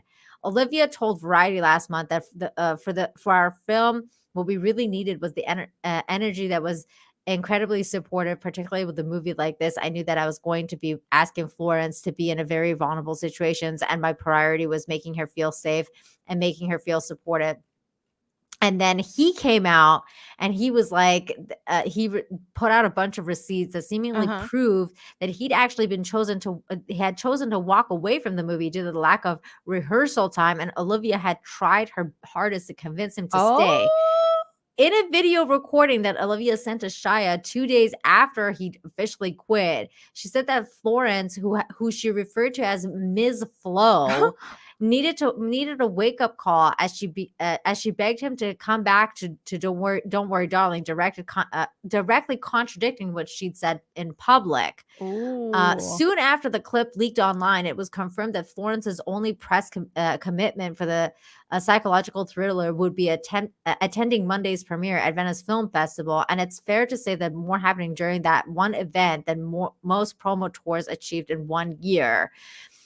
Here's the rundown of exactly what happened during Don't Worry, Darling's much anticipated press day, and be warned, it's the messier than you may think. So there's just so much shit with this entire movie. Ahead of the red carpet premiere, Olivia and the cast of the movie attended a press conference, and Florence was notably absent from the film's lead. Olivia was joined by Harry, Chris Pine, Gemma Chan, as a moderator fielded questions from journalists. Towards the end of the conference, someone finally acknowledged the elephant in the room and inquired about Florence's absence. It's a shame not to have Florence here, the journalist began. Can you just clear the air of address? There's been a falling out here, and if so, why? Because it's something people are discussing. Olivia looked uncomfortable, but heaped praise of her leading lady's work before suggesting that the reason that she's missed the conference is due to filming commitment for Dune Part 2 in Budapest. She hinted that Florence wasn't able to get to Venice before that evening's premiere, saying Florence is a force and that we're so grateful that she's able to make it tonight despite being in production on Dune. I know as a director how disruptive it is to lose an actor even for a day. So I'm very grateful to her. I'm grateful to Dune Part 2's director, Denis Villeneuve, for helping us. And we're really thrilled to get to celebrate her work tonight. And then so Florence arrived to the festival before the Don't Worry, Darling press conference and had finished after airpole spritz in the hand and seemingly not caring the world. It was clear that that this wasn't the case. So there she is in Venice. Hold on, let me turn this shit down. She seems pretty happy in Venice. Okay. Olivia also refused to deny the claims that there's embroiderment in the feud, instead saying that as of all the endless tabloids gossip and all the noise out there, I mean, its internet feeds itself. I don't feel the need to contribute. I think it's sufficiently well nourished. And when a second reporter tried to ask a follow-up question that was more specifically about Shiloh's expose, he was awkwardly shut down by the press moderator before Olivia could reply. Olivia was overheard thanking the mod for cutting the journalists off as they waited for another question to be asked instead. And after the conference, the cast sat down for some more interviews, and Harry paired with Chris to discuss the movie. My favorite thing about the movie is like it feels like a movie. It feels like a real go. Wow, profound. Oh my God. Film movie. But, there's a better thing of this where he's like, just like his face is like, dude, what the fuck are you talking about? It's this one right here. I actually had that pulled up because I was like, dude, what the hell? My favorite thing about the movie is like it feels like a movie. Go to the look at his face. He just wants it to end at this point. He's like, just make it end. He looks good with that longer hair. He's working it. The movie is like it feels. He looks like one of the dudes from Lord of the Rings. I'm like, dude, or not Lord of the Rings, the fucking Rings of Power. I'm like, yeah, he looks like Celebrimbor. He's working it in this IRL setting. Oh my God, I don't know what is happening with him. So there's like all of this drama, and then he makes that face, and everyone's like, dude, what the hell is going on with you? Right. Hold on. What happened to my link? Oh no. Okay, well, there it is. I hate when like you open something in Twitter and then it doesn't want to go back to the article. Oh yeah. Harry told the press, my favorite thing about the movie is like, okay, we know that part. One person shared the close-up video. Yeah, we saw that part. One more joke. You know that Chris Pine's a good actor, but I don't know if he can keep a straight face through this whole monologue. Once all of the interviews were done, it was time for the premiere, and Florence made sure that she stole the show in a jaw-dropping, confetti-studded Valentino Poirier dress. What do you think of this dress? I mean, I think it's completely cutting off her torso, so it looks like she only has legs and shoulders. dude, what is going on? Not sure I'm with about this? it. I don't know. Yeah. That's an unflattering angle, but it's just not doing it for me right now. This is not doing it for me. You don't have you're not Lizzo. You can show off your body. Like I don't. What is going on with this? Like no. Like if this was like a little bit less, I feel like it would have been something. I don't know. It's a little extra, but whatever. It is. So she shows up all extra. The black gown, which had sheer detailing, blah, blah, blah, and it blew people away. Okay. Perhaps no one more obsessed than Florence's stylist, Rebecca Corbin-Moray, who shared a series of photos of the actor posing in an outfit on Instagram that has nothing to do with the drama. Ms. Flo, Rebecca's simple but effective caption read that Florence seemingly giving the retort her seal of approval by liking the post. Oh. Florence also appeared to subtly allude to her and Olivia's rumored rift during the red carpet interview about the movie, where she said, I think it's very... Let's hear her. Sei splendida. Buonasera. Riesci a sentirmi? Sì, ti sento. Voi sentite me? Hold on. Wait, did you say something? No. Oh. Assolutamente devo fare la drammatica a questo punto. Buonasera a tutti. Come state? She's pretty. Yeah, she is pretty. Il tuo ruolo è I don't like her very nose ring. Yeah, I don't like that either, but she's beautiful. I don't like this weird Italian, whatever the fuck's going on. So we're just gonna read what she Yeah. said. Florence also appeared to subtly allude that her Olivia rumored rift during the red carpet interview movie. That I think it's very, very inspiring to see women push back and say no and question everything. And it's very exciting to see a woman do that on and off camera. I'm so lucky that I didn't that I get to do that, especially in this role. Okay, that doesn't sound dramatic, but when pushed for an example of the time when she'd said no, Florence didn't take the bait and instead joked, when someone says I can't have cake. Okay. So yeah, I don't know, they're fighting. Oh, she's in the Black Widow movie. So she was the sister. Okay, She's the new Black Widow. Yeah. I didn't recognize her. She is a beautiful woman, because I thought so when watching the newer Black Widow movie, which I didn't really like, but I thought she was gorgeous. She is gorgeous. And she knows it. Look at her. She's playing it. Yeah. People seem to be enjoying that. I mean, I would enjoy it.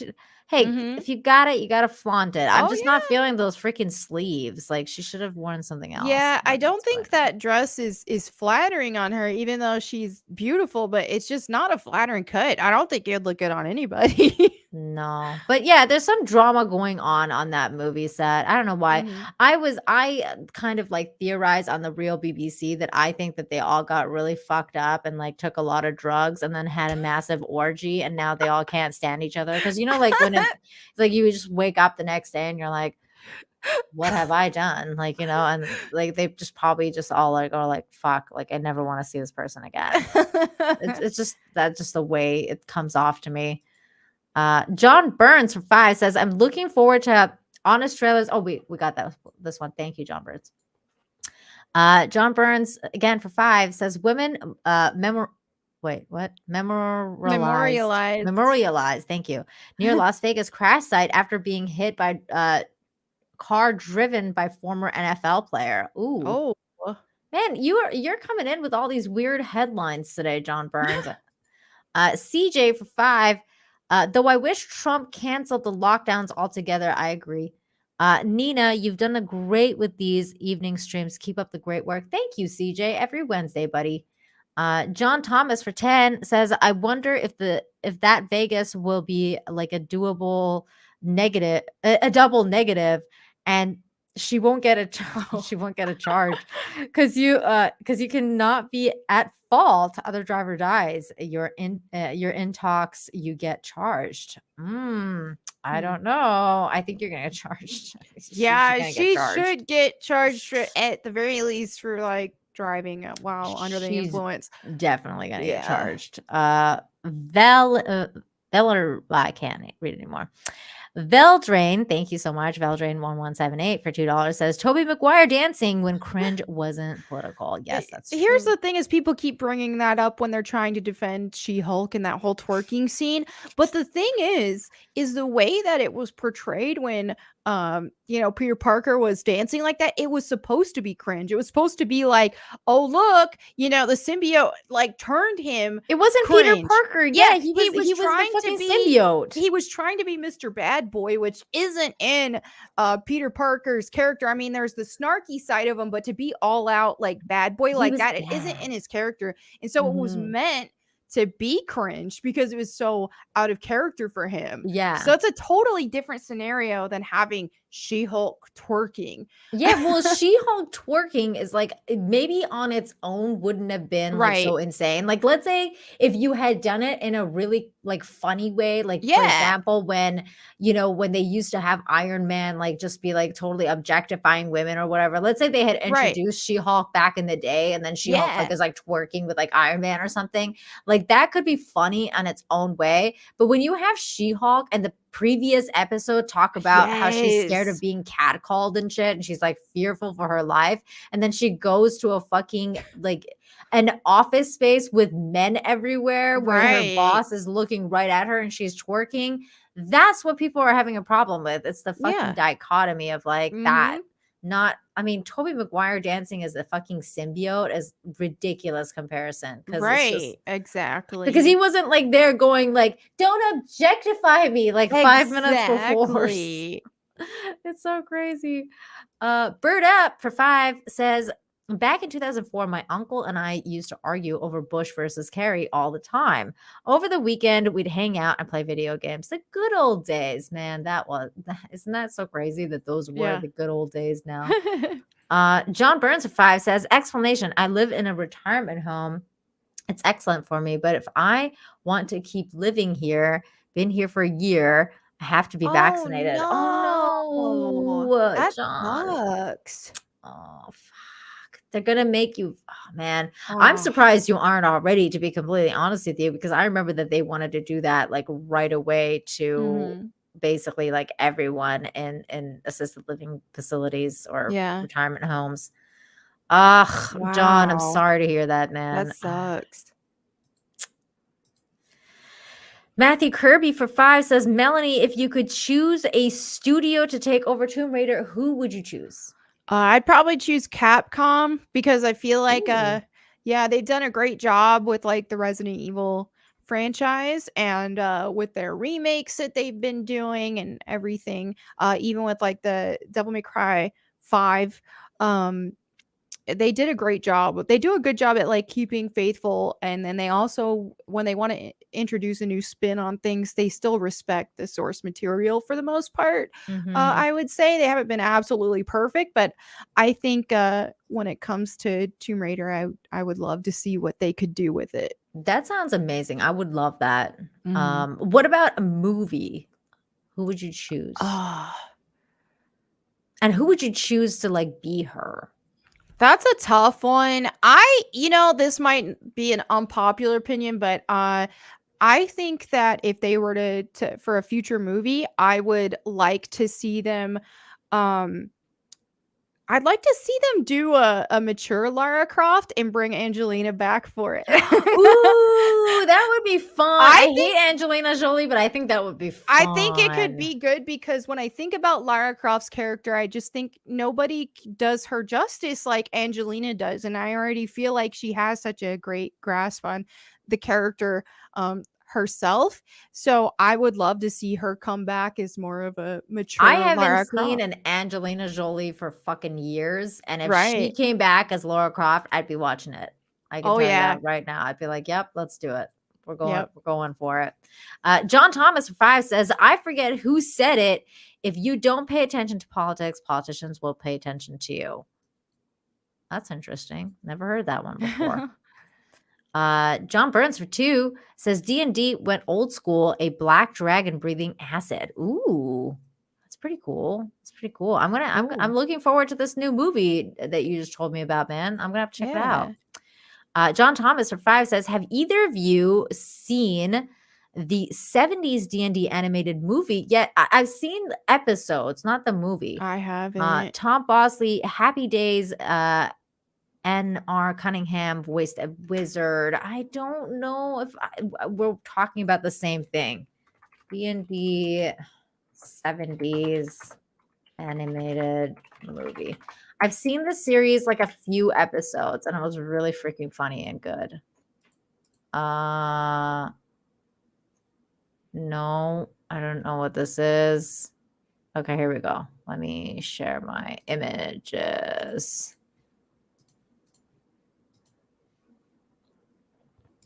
Are you talking about this? See, this is the series that I watched, and it was so fun. I don't know what this is.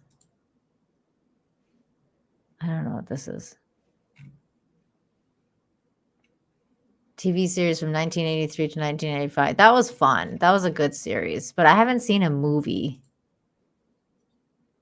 That was a good time. 80s cartoons were so fun. Oh yeah.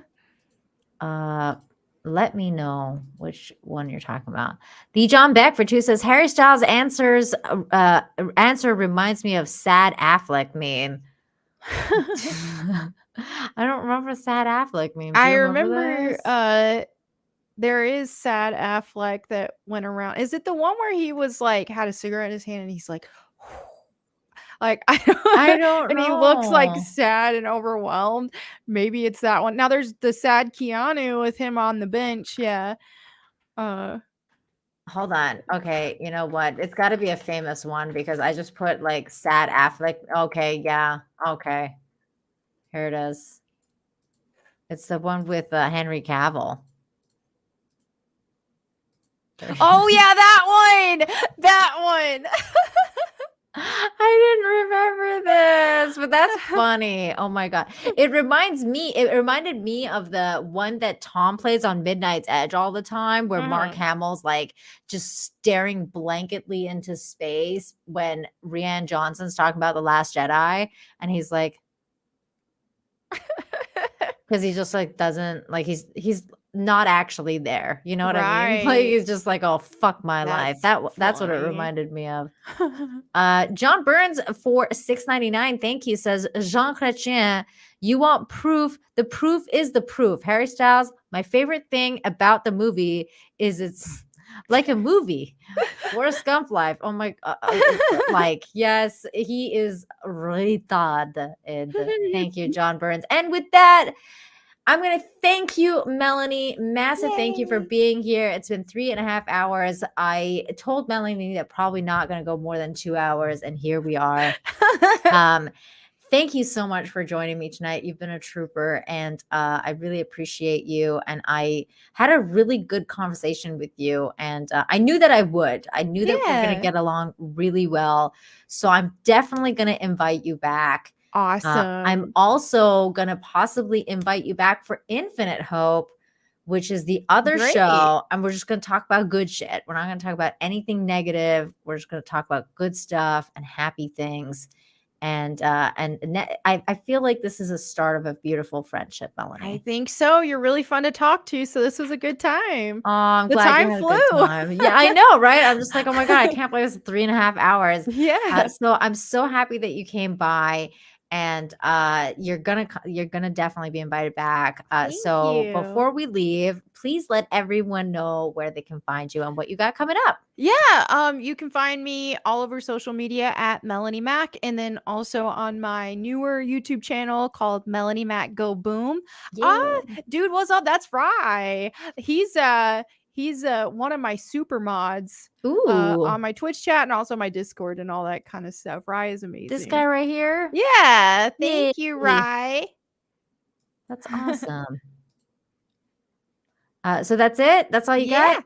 Yeah. Friday Night Tights. Oh, yeah. Friday Night Tights is Friday. This there Friday. You go. There you go. Yes. As for me, wait, what is it today? Wednesday? Friday, you can find me on this channel for Infinite Hope. I will be back for the 99th show, and it's going to be a good one, you guys. I can't wait. For the 100th one, which is the following week, I will have some special guests, so it's going to be a good one.